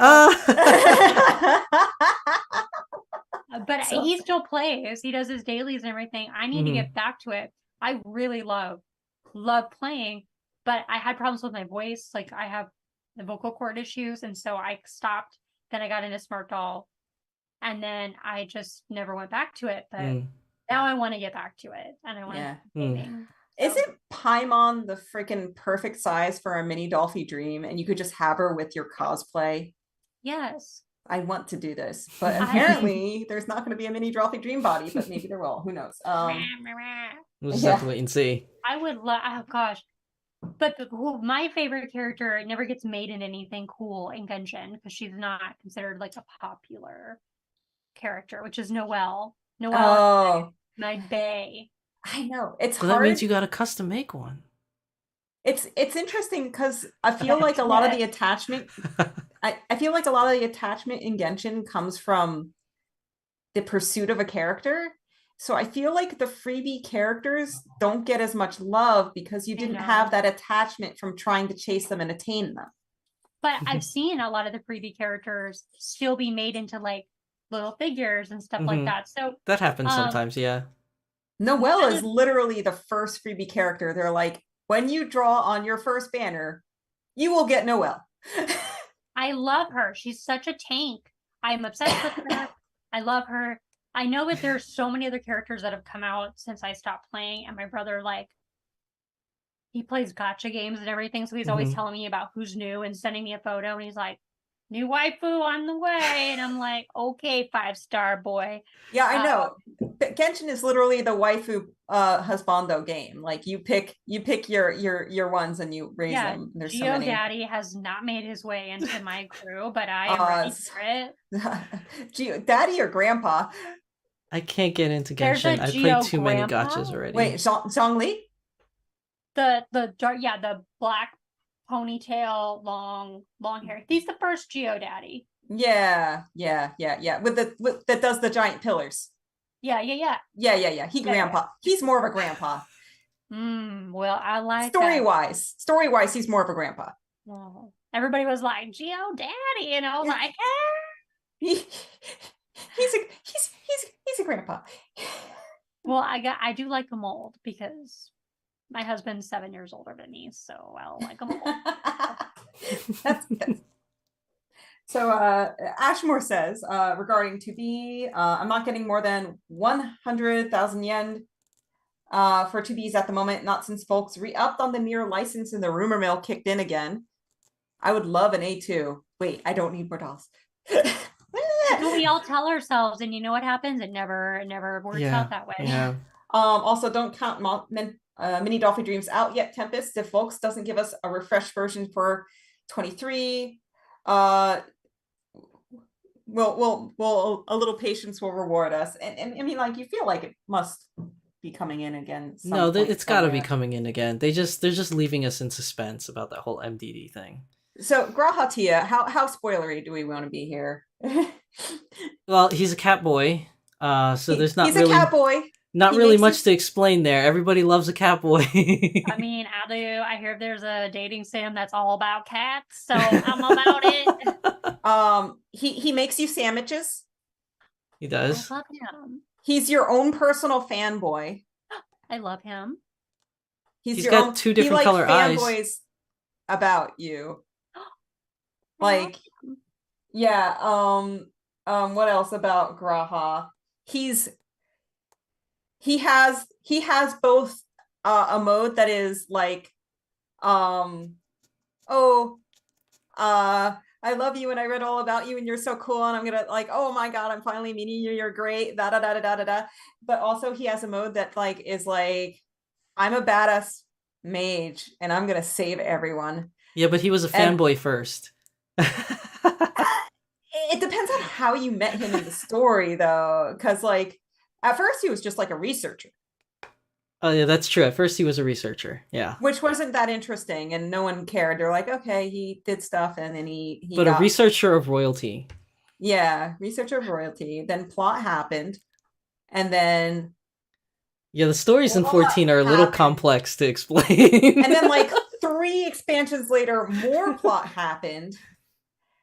And then dude got shot in the back while trying to be a villain and protecting us, but only so that our feelings wouldn't get hurt when he tried to sacrifice himself to save us. I think I saw that scene recently. Yeah. Like, it's just like, I didn't want to make you feel bad by sacrificing myself. So I'm going to pretend I'm the villain and not reveal myself so I can just like be cool. And so you feel okay about it and you won't screw everything up by saving me, but you're the warrior of light, so you screw everything up by saving it. And then more plot happens, and then there's like a point in the new expansion where like he calls upon like a moment in the past where he led a bunch of people and like he had reverted back to fanboy mode, but then like for a brief moment in this cutscene he's like, everyone, you're now listening to me, you go with this rank, you go with that rank, you take the wounded away, and you're just like, yes, you still have that in you, you're also a boss, you're also a king, you can rule the peoples. And it's just like, he's good. And he makes a really nice sandwich too. His sandwiches were featured in the cookbook that got released, I believe, the little sandwich basket. Nice. So yeah, Graha. I'm sorry, Emmerich. You invited me to dinner, but you didn't cook that. Emmerich made Graha made those sandwiches. Graha went into the kitchen and made me sandwich. And I'm Well, you know my this is stance good. on Final Fantasy. It's Ishtal or nothing for me. So we each have our kitties. Yes. Yeah. Yeah. Mhm. I got the cat girl, you got the cat boy. It Yeah, it's fine. works. Yeah, it's cool. It's cool. And it's now Yasholo got some really good lines in the new expansion stuff Oh too. my god. I love it when the book fell on her head. Oh my god. I couldn't stop smiling and laughing at the same time. Oh my god. Yeah, no. Lots of good Y'shtola fluff and lore in the new stuff. Okay, which brings us to number 3. Cloud version 3. Because the remake came out. Hello. So once again, we are revived. Of course, between then and now, there's been so many more figures and so many more releases, and I've collected as many as I could. But at a certain point, they just figured out that they can print money by printing Cloud merchandise, and I can't course. keep up. And I started collecting dolls at that point. Like at the point where I bought the other figure, I wasn't collecting these yet, and I can't. It's really cool, but I can't. I'm more enticed by the Fiken ones because they were very cool visually. Is it wrong that I think Cloud is hot in the newer version of Final Fantasy VII when he wears the dress? No, I mean originally there was only like a very small concept art, right? And other than that, it's just the very blocky pixel art. But like, yeah, no, and also just like, yes, I know, nailed it. Moving on. Just very good. I want to cosplay that dress, but I don't have as much time to make and complete cosplays anymore. So I more often just buy them from China, and the ones that I've seen are not to my. But they made him in this newest version of Final Fantasy VII. They made him so like, how do I explain it? Like very BTS like. He's like, he looks like a boy band kind of like grungy dude. And that started all the way from Advent Children. You can see like they kind of threw things from one into the other by looking at the two images here, like similar vibes, similar like 3/4 angle thing. But I mean, it was Lance Bass that first got to voice Sephiroth in Kingdom Hearts, though, which is kind of fun speaking about boy band, but I still love that fact. Just What? yeah, Lance Bass, Kingdom What? Hearts was Sephiroth's voice actor. Don't you love that? Trivia. Yes, now that I know it, I didn't know that's new. to Now, me. now I can't. Unfortunately, I can't name any of the Cloud voice actors, but I just loved that was He was my favorite NSYNC member. really Yes. So like yeah so yeah no so now he's all reinvented, and I love all the intricate details, and they've been reinventing the soldier uniform and everything with better details all the way back since Crisis Core, which just got released like a few days ago in the revamped version. So like yeah, Cloud again. Cloud keeps cooking. I'm gonna make another Cloud cosplay. I already have the Advent Children one. I keep fixing it and improving it. I'm on like wig 2 or 3. I now have a store-bought like kind of sword that kind of works for it. Replacing buckles. It's not far-fetched to say that possibly Volks could make a Cloud doll. I mean, they do have a Square Enix license now that they did Ishtola from Final Fantasy XIV, so if they never did, know. my You never know. I think I've already pre-discussed it with my husband. He understands that if it happens, there's it doesn't matter how many dolls I have, he will come. Money will be thrown at it. It will just happen. Unless it's gonna like, you know, like put us in like terrible debt that we can't get out of. It's going to happen. And I'm okay. We're fine. Priorities. Yes, Yeah. but like then no, there will always be Volks dropped Cloud slush fund. I'm just saying it's a possibility. I'm not saying it's definite. How would I know? If they did, would they co-drop Sephiroth? They have to. You can't release one without the other, I feel. Yeah. Uh-huh. Like, it'd be They're a really package weird. deal. But here's my problem, and I mentioned this in my Dream Doll episode. Volk's faces are too round. They're getting It better with needs- it. They're getting They're better with getting it. Like better. the DDH 27s. And, Okay, and okay, and okay. I can start to 23. see it. They're a little bit more, Yeah. slimmer Because line. if I could just like take a little bit of the detail work of the Volks and then like the angularness of like the smart doll boy heads and just go oof. Pineapple, Right. apple. So we are coming up on a lot of time here. Yes. So we are going to streamline the next part of it. We have some honorable mentions that we want to share really quick. That didn't make the cut or the list for our main 3x3s. But before we move on to that, any last remarks on Becca's choices for her 3x3s? I love the evolution of Cloud. It's funny. And I feel like Cloud 1 looks like Roboblox, and it makes me really happy. Oh yeah, absolutely. Like Roboblox, like Lego, like knockoff Lego. Yeah. I also am forever happy that you threw in Digimon. That's fantastic. Yeah, that Because I came was out of like- left field. I didn't know that one. I was so stumped for what to put in my childhood ones, and I was just like looking through my collections. I'm like, what do I have several figures of? There must have been someone or something I was obsessed with at the time, and I saw the Patamon pile, and I'm like, oh, okay, yeah, I guess so. So That is a since husband. Becca was the third one to go, you will be the first one to go for your honorable mentions. So we are I'll gonna go s- through as fastly as we're I gonna go can. skip over to. Oh wait, I went too Come fast. here, Here we baby. go. Okay, so the waifu that I have chosen from Genshin, which was the first poll that I did that I got a 4-star on, was Beto, who I've bought the cosplay for, and you will look forward to seeing me at a convention. I got to fix a few things that were Oh, nice. missing transit, and I got to Anime work on next. some under structure. So yes, as always, cosplay is my ultimate form of love for my Waifus and Husbandos.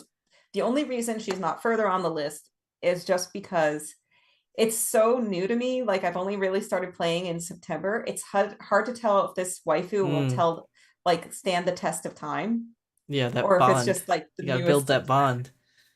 Naoto definitely got in there. Naoto. I have, in fact, purchased official merch. Not that there's a lot of Naoto official merch that's like other than just like keychains, Is but he like there also is a Genshin? little bit.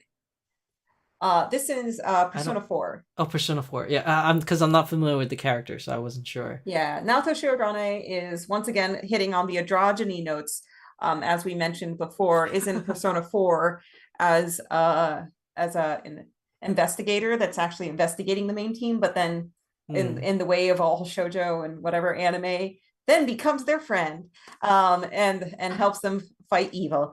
But like there's a lot of cool things there, but also questionable things at the end if you get them to their max level, which I was confused about because I don't know. How spoilery? I don't know. P4 has been I've out for a only long played time. Persona 5.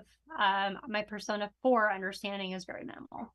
Yeah, so I'll suffice to say, there's notes of the androgyny that they make fall out the window, I think, because of male gaze when you hit the 10th level last thing. And I wish they could have done that better, but okay. Center was my Fate Grand Order phase, and I haven't touched on it because I'm so out of I wanted to keep up with the main plot, and I'm so far away on the main plot that I can't play any of the events anymore because I'm story locked out of events now. So but Merlin was like my first like super good one, and I pulled him super early. And pretty boy, pastel colors, has a little pet, saucy man, mysterious, coy, playful, kind of has that Bash the Stampede thing where like, yeah, there's super serious stuff going on, but he's just playful and everything. Wait, which character is this one from? Center, that would be Fate Grand Order. Oh no, yeah. I thought you were talking about the one on the right with the blue hair. Sorry. Nah, yeah. So thinking about it, several of these are Genshin, are what do you call it? Gotcha games. Speaking of Fate Grand Order, I used to play it. I don't play it anymore, and I'm not going to mention how much, but I kind of spent a ridiculous amount on Merlin just to get him. My brother, that's his favorite. Like Genshin and Fate are his favorite games. Period. Hands down. That he plays like on a daily basis. I'm ashamed to say how much I spent on Fate Grand Order. He has a budget. He has a monthly budget because it got so bad. Yeah, I could see that. I watched Fate Grand Order. That's the only Fate. Like the anime that you're talking about? Yeah, the anime. Like they have different Fate Apocrypha and like all this other stuff. I only watched Fate Grand Order. So my understanding kind of is limited there, but my brother has all of the Fate books that have like the character information and the photos in them, and he literally sits me down, we go through them all, and he's like, who's your husbando? And like we go through. So I am very familiar, and I buy him as many figures as humanly possible. So as soon as I saw him, I was like, Merlin, because that's a favorite of his as well. Yeah. And also Shizusan, to make you feel a little better, the whales exist so that the free-to-play can exist. Think of all the free-to-play players that you helped fund. You altruistically helped them. It didn't help that they released him on Christmas, and I felt like it would be a good Christmas gift if I got him, and that rabbit hole went really bad. It went really bad. I spent way too much trying to get him. It was so bad. But my Fate Grand Order, if I were to pick a waifu from Fate Grand Order, it's definitely Ishtar. Yeah, that's my brother's favorite. Ishtar? Oh my god, because she's so awesome. Because she has 2 different forms, correct? Yes. I think maybe more now. I like the Racer Girl one.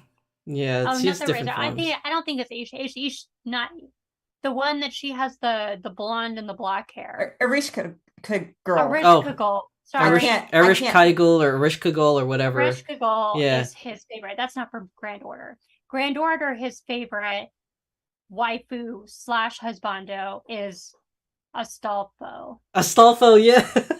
That's funny how you said that, waifu / husbando. That's very good. I like that. The wonderful androgyny returns. So far right, which I once again let's see, camera. This way, up.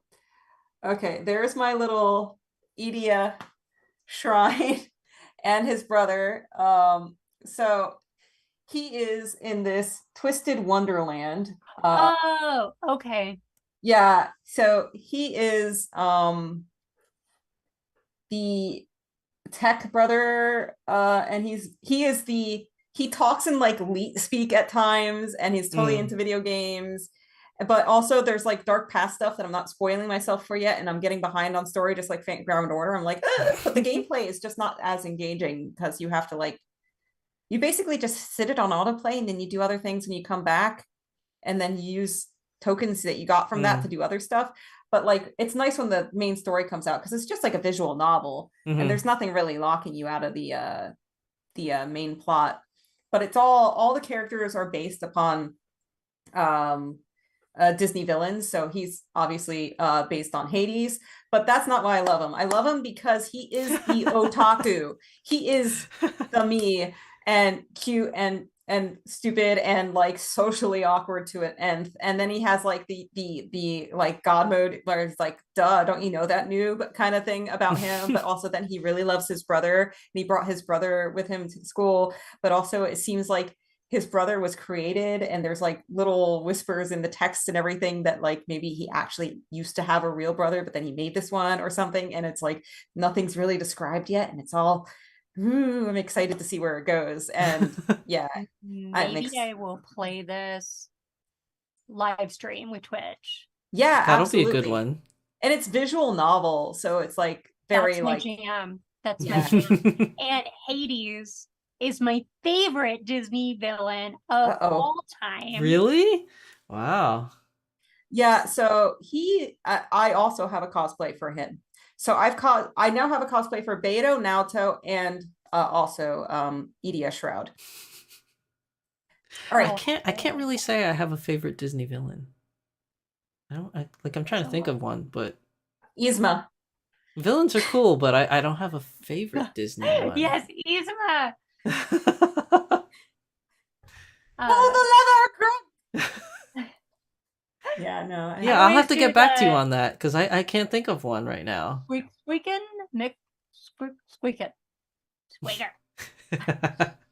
Okay, that is mine. I did it as fast as I could. Next. All right, so I guess I'm next. I will do my honorable mentions.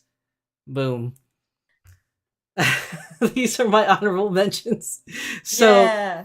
on the upper left, Kirito from Sword Art Online. That's my husbando because he's everything I wish I could be.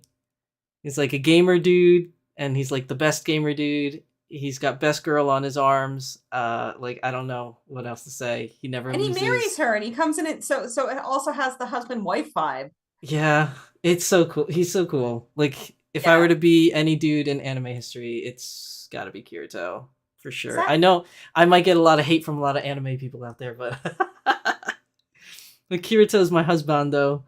And then who else didn't make the list was C2. I really wanted to put her on my 3x3 because I love her a lot, but going up against the other three heavy hitters, like she had to be number 4. Yeah. But C2 is definitely one that I loved for a long time when Kogias came out. Can't wait, Danny Chu, for your C2. When is she coming? I want the wig. She was supposed to be 2022. Now she's 2023. Hopefully she'll finally come out. And yes, I second that with the wig. Who was it?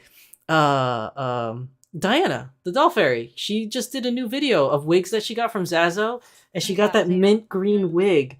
Oh my god, I want it now. Like, yeah, I want it so bad. I low-key was like, and then the one in the middle, again, another Pixar hot mom, Big Hero 6, Aunt Cass. Oh. That's Aunt Cass from Big Hero 6. Oh my god. If I lived in the digital world of Pixar, I would definitely put the moves on Cass. There's a series out for that now, right? On Disney Plus. I gotta watch it. Yeah, I think there is a series now. But if I lived in the Pixar world, I'd be like, yo, what's up, Aunt Cass? I hear you're single. And didn't Big Hero 6 start as like a comic, like from a not small, like a smaller I honestly publisher? don't know. I I honestly believe that don't that's know. true because I was talking to one of my best friends and our employees at our shop, and she was kind of giving me the deal on that. So Yeah. So I want to look more into the original stuff. And it's cute that there's like a lot more Big Hero 6 stuff at the Tokyo Disney too, which is pretty cool. Yeah, it's so cute. because of my kids, like, we're always watching like kids movies and Disney and Pixar stuff. So like I'm watching these things and I'm like, oh, Cass, all right. He's looking for all the hot mamas, literally. Yeah, I don't know. Yeah. Maybe it's because I'm older, but like, That's fine, dude. hot moms definitely make the cut nowadays. And on the right, do we have another mecha songstress? Is that what I'm Yes. seeing? Yeah. So then the last one on my honorable mentions is Lacus Klein from Gundam Seed. Gundam Seed is my most favorite of all the Gundams. I know that's so controversial because out of all the Gundam heads out there, I think Seed is probably one of the worst shows that people don't like. Interesting. But I love Seed. I love Seed Destiny, which a lot of people really hate too. But Lacus Klein is definitely my favorite babe from there. And you can notice the resemblance too. Lacus Klein, Cheryl Gnome, kind of like somewhat similar. Yeah. Songstresses with pink hair, so yeah. Yeah. Like Wing was my first Gundam really that I watched through, but like when I went back and watched some of the more vintage stuff, like obviously everything with Shara Counterattack and everything was really cool. But I love the sheer craziness, and also you can't beat a tournament arc. G Gundam is just G Gundam. it's the most beautiful trash.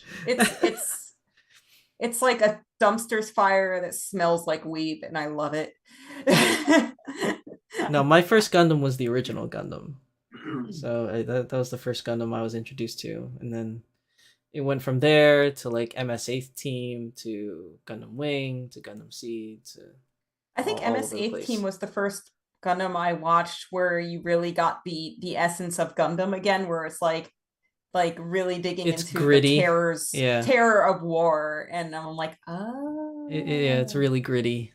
Yeah, I love it.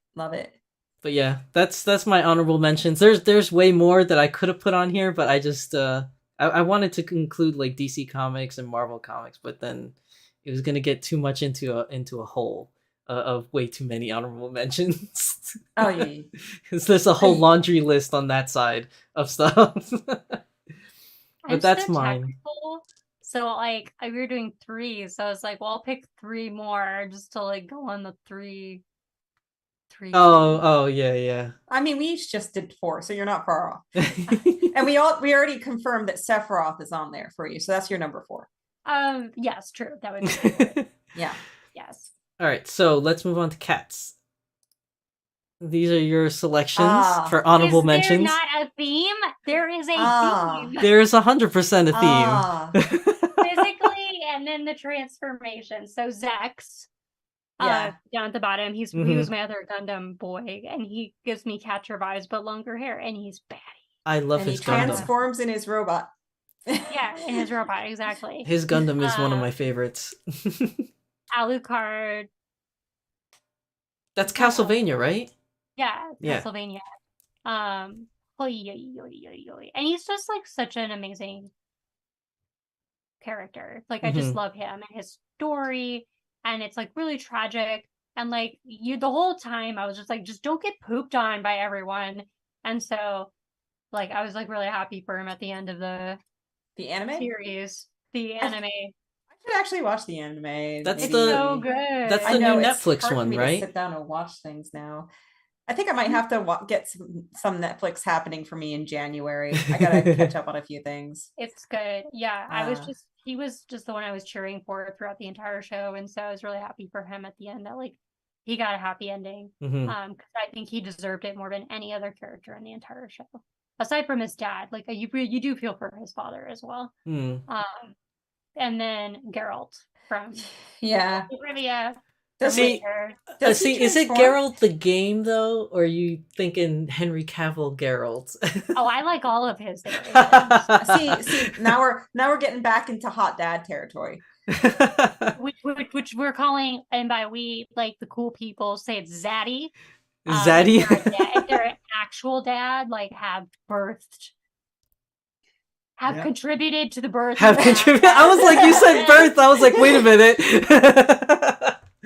They're a Zaddy. But yes, I love Henry Cavill. He will forever be my favorite Superman, and I'm not mourning right now. I'm not mourning. And so I was really excited for him for The Witcher. I know he's not doing it now. He's moving on to Warhammer, which is his greatest love. Wow.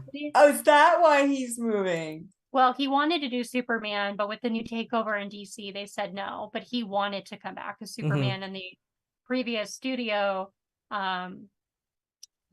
execs had made him make an announcement in October that he was coming back, only for the new folks that took over to tell him politely, no, we are going in a completely different direction. Anybody that was playing characters in the DC universe that was not the new Batman is like, or the Joker is out. Like Gal Gadot, all of them. Like oh, so they're replacing everybody, huh? They're replacing everyone. Wow. But with The Witcher, he is very true to the books, the novels, and then also the games. And they were getting too far away from things, and he was really vocal about it. So I don't think he wanted to return to The Witcher because of like creative differences. I loved the first season, but the second season I didn't really like it.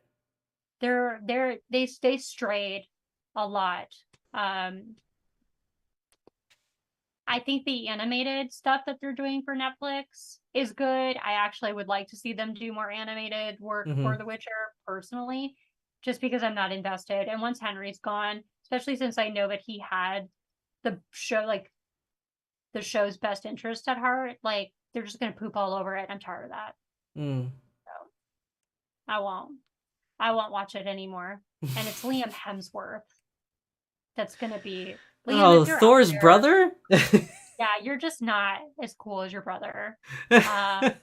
Sorry, unpopular opinion, maybe. And you're no Henry Cavill. So no, he's definitely no Henry Cavill. I mean, to me, I didn't even watch it that much or anything, but I think it's priceless. Like when Kira Buckland, there's Kira Buckland, the voice of To Be. She was a super hyper fan of JoJo's Bizarre Adventure, and she got to voice act Jolena, and she's like, this is my dream thing, and she got it. And I think it's super cool when fans get to play the things. Yeah, because Henry Cavill said he was a huge fan of The Witcher, which is so cool. It's pretty awesome. But Warhammer is his greatest love of any of it. Is that going to be a movie or a series? It's a series? I can't wait. He doesn't even know what character he's playing yet because there's so many characters in the universe. Yeah. The Warhammer universe is huge. Darren Ashmore says, please let it be Gaunt's Ghosts. I'm not as familiar with Warhammer other than what is it, the Maids of Battle? I can't remember. Anyway, I've only played the Warhammer mobile game, so I'm not really sure. I played with I have a very, very, very tiny Necron army I was building, but I never finished. But then dolls happened, and Warhammer can be as expensive as dolls. So between the two, I went for dolls. Listen, all of us here on this stream right now is because of dolls. Dolls have taken over all of our lives. Let's not try to pretend otherwise. The dolls have taken over us all. But it is a reminder, and I like that you chose to do this discussion, is that, like, I think for a lot of people, like, you get really into something, but then you forget that people have other interests and other things that they enjoy outside of just one specific hobby. Like, we are very complex people, and there are lots of things that have shaped us to be what we are and who we are today. Like, I wasn't into dolls 2 years ago, like that wasn't a thing. And yeah, I wasn't. A couple years ago, I wasn't into dolls either. And look where I am now, I guess. And also, it's interesting to see how things weave in and out of the doll stuff. Like the To Be, I have in like a few versions, and looking into Cloud. Your you're working on the Dante inspired doll and things like that. Obviously, like we got dolls. Shizusan has the benefit perhaps of a lot of the media that he engages in has licensed dolls just made for them, which is a blessing and a curse. So like it's fun because it kind of weaves in and out of it, because the dolls are a wonderful blank canvas to display a passion onto, both for collectors that make customs and even for the companies that are like, I love this, I want to make a custom of this. Full Metal Alchemist is the reason why I got into dolls, which I talked about on my the episode where I was with Shizusan, because there was a fan kind of made low print custom of an Edward Elric with automail done in resin. So like because of that, and because I Googled stuff, found that, got into the resin doll hobby, and now I'm here, we're both in the resin and the vinyl hobby together. So it's like it intermingles and weaves and builds this beautiful tapestry of fandom.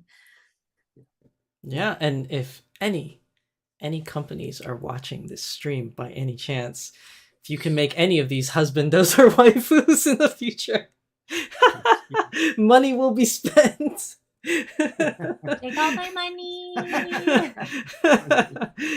This is in a sense another wish list, I guess. Anybody that's watching. Yeah. So my question then for Ben, what did you learn, and was there anything that like came to you in this experience? What did I learn? Yeah, what did you learn?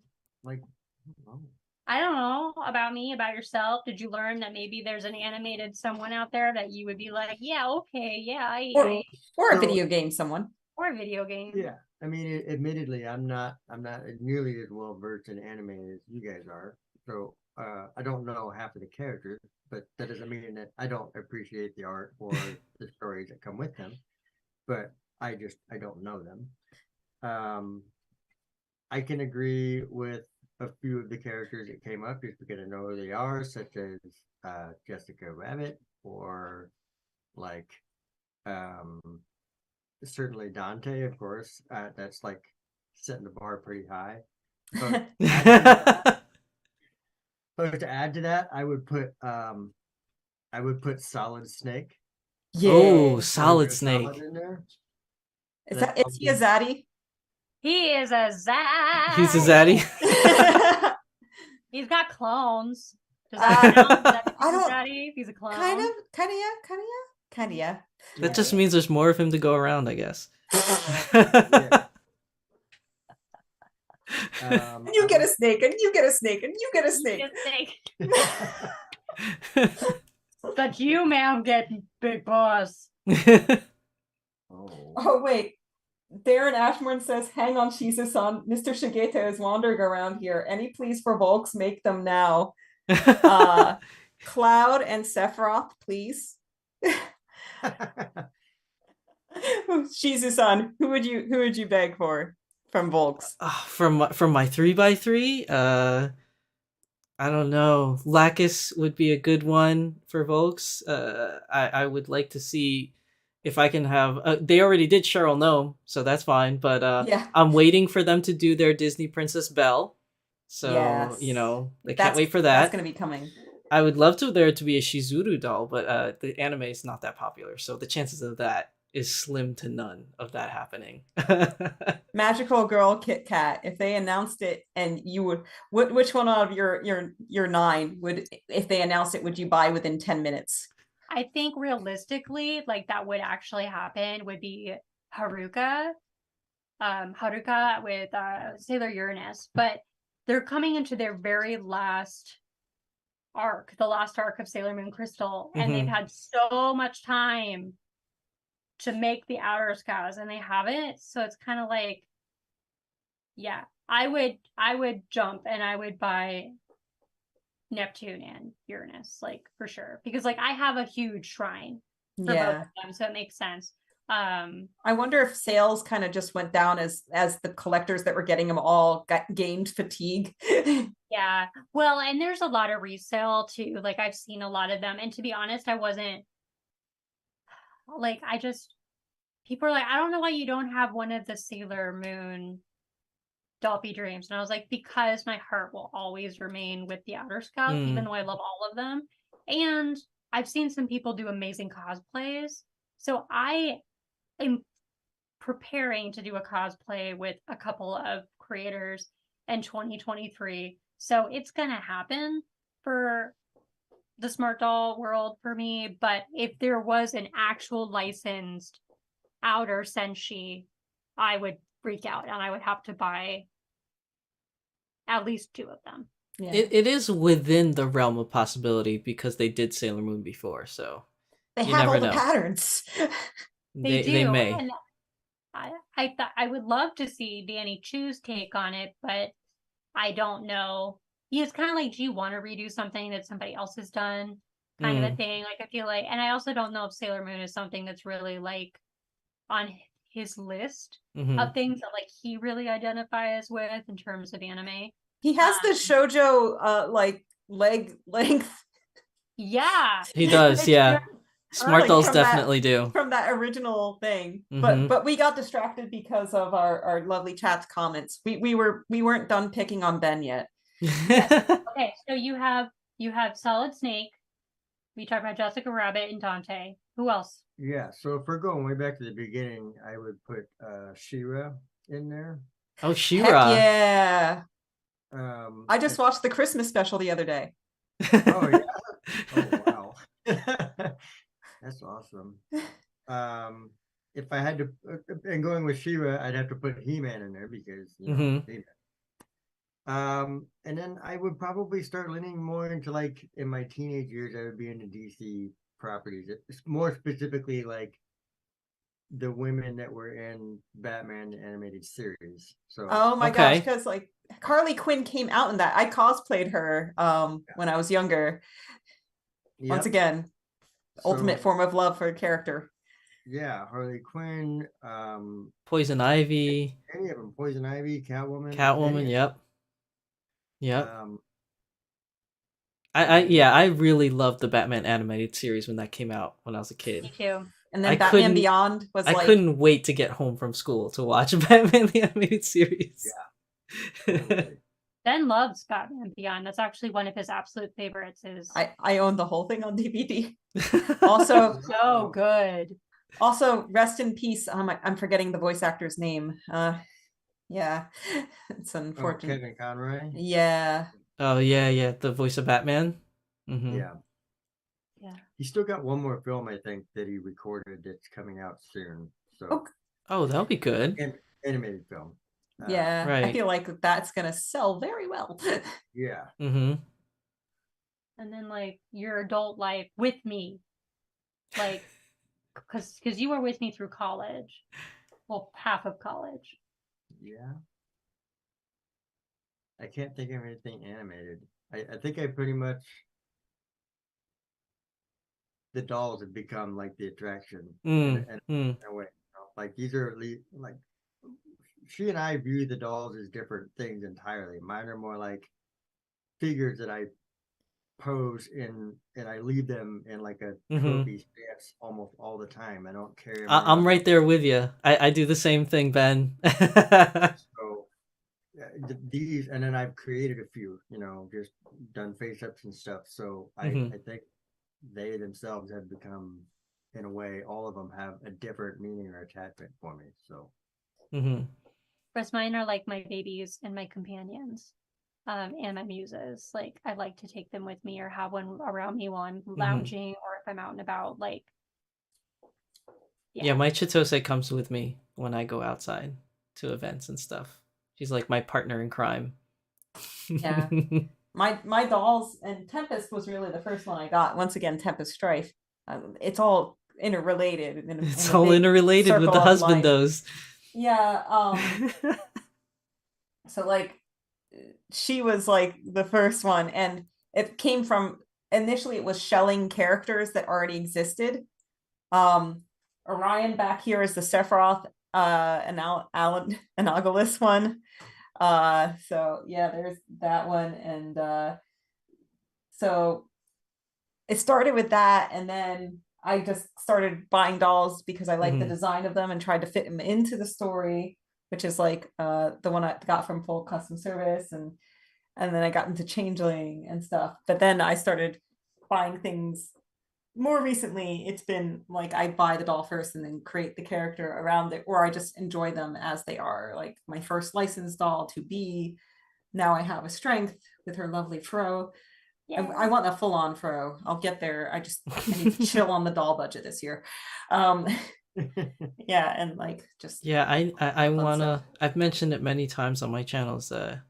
Is that I want to go back to Japan. So I've been trying my best to curb my doll spending as much as I can.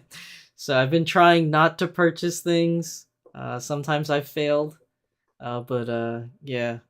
As long as Volks and Danny keeps releasing things that are not specifically calling my name, that's good for me, so I could keep saving money. Like as much as I loved seeing Fortitude, Semi-Real, and Gray, I don't know if I can have a million of the same doll. Like it was important for me to have representation for them, but I wasn't really super into the blue dolls, but I thought Fortitude in blue looked fantastic, regardless of whether it was Fortitude or not. I would have been like, that doll in blue is going to me like in my collection. And so When you posted that video, I was like, oh, that's no surprise. No surprise at all. I know. Of But I course. feel like for Gray, I don't know. That would be my sixth Fortitude. You're 640, yeah. I have 5, and I just feel like I'm good. The only thing that could break me on Fortitude is the plus size. The plus size ones. Or if he decides to give it a go at a Coco anime Fortitude, which he did. He said it didn't go the way he wanted it to. But after seeing Coco Chi and how amazing she looked, but I thought she looked better than all the other skin tones. Like I was mind blown at how good she was in Coco. You're talking about Realityverse, right? No, I'm talking about when he did classic Chi and Coco recently. Oh, classic Chi and Coco. Oh, okay. I was like, I wasn't a big fan of classic Chi. I liked the multiverse and the Realityverse. But when I saw her in Coco, I was like, oh my god, yes, please, please, please, please.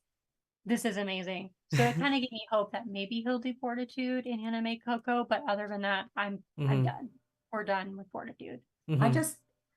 I'm pretty safe on Smart Doll for now, other than the mecha accessory parts. And if they ever actually dropped clear, I want clear hands in different poses, but that's like a far cry. I'm gonna have to go to. Did you see his new post? Well, not really new, but I think it was like last week of the new Biomecha Shin parts that he had in his timeline. They look really cool. Yeah, I think it's gonna be honestly with everything and unfortunately being able to pay shipping again. Now I've officially bought into the Smart Doll land stuff, so I am legally allowed to print the files and stuff he has on.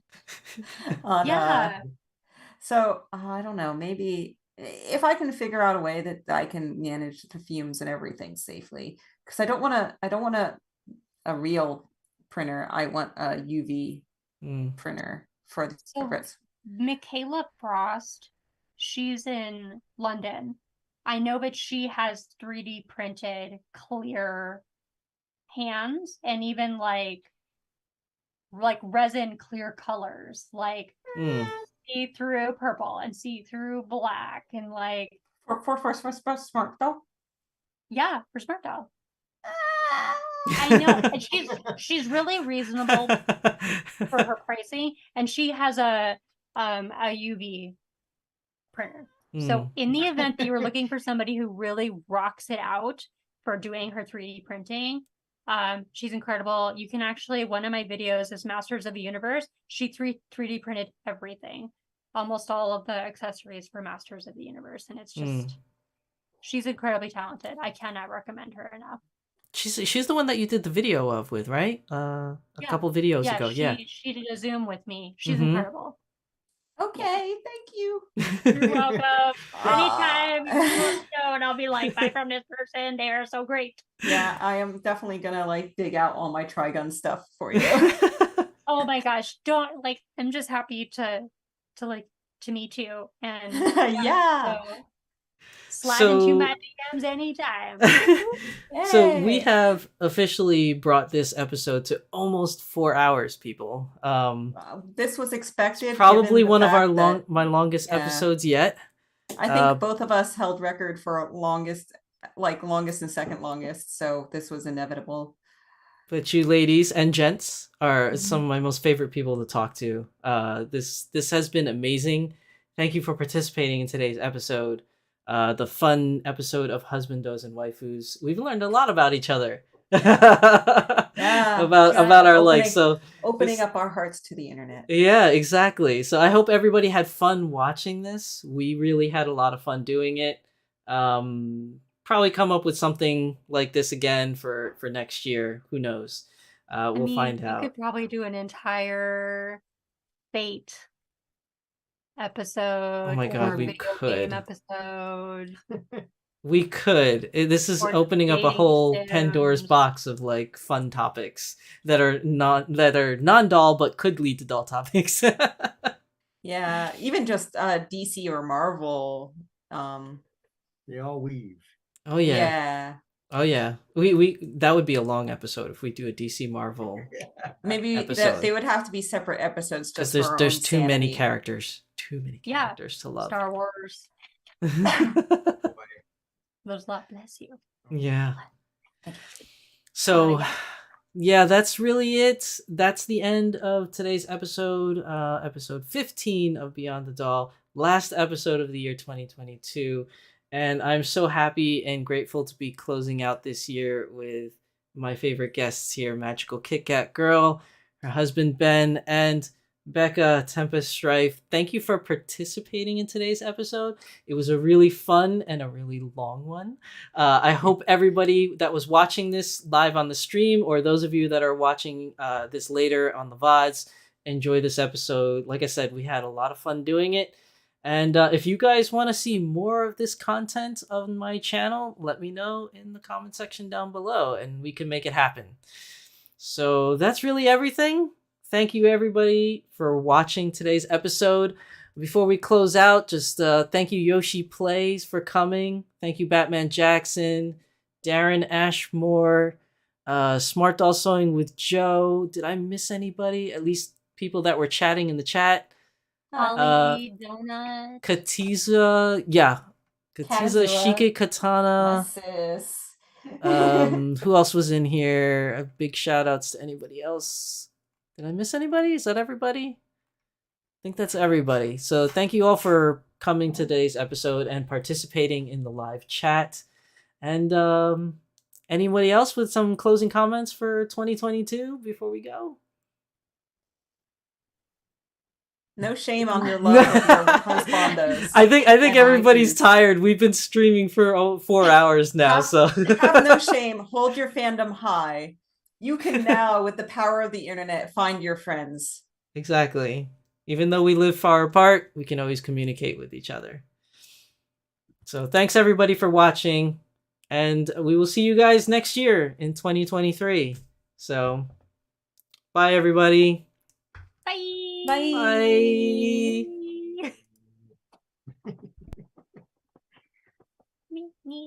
Neat.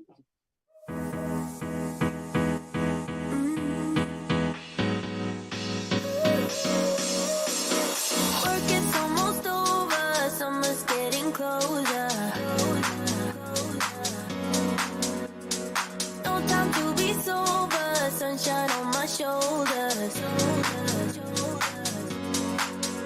I'm alive and breathing, living my best life. Love is on my mind and it's making me high.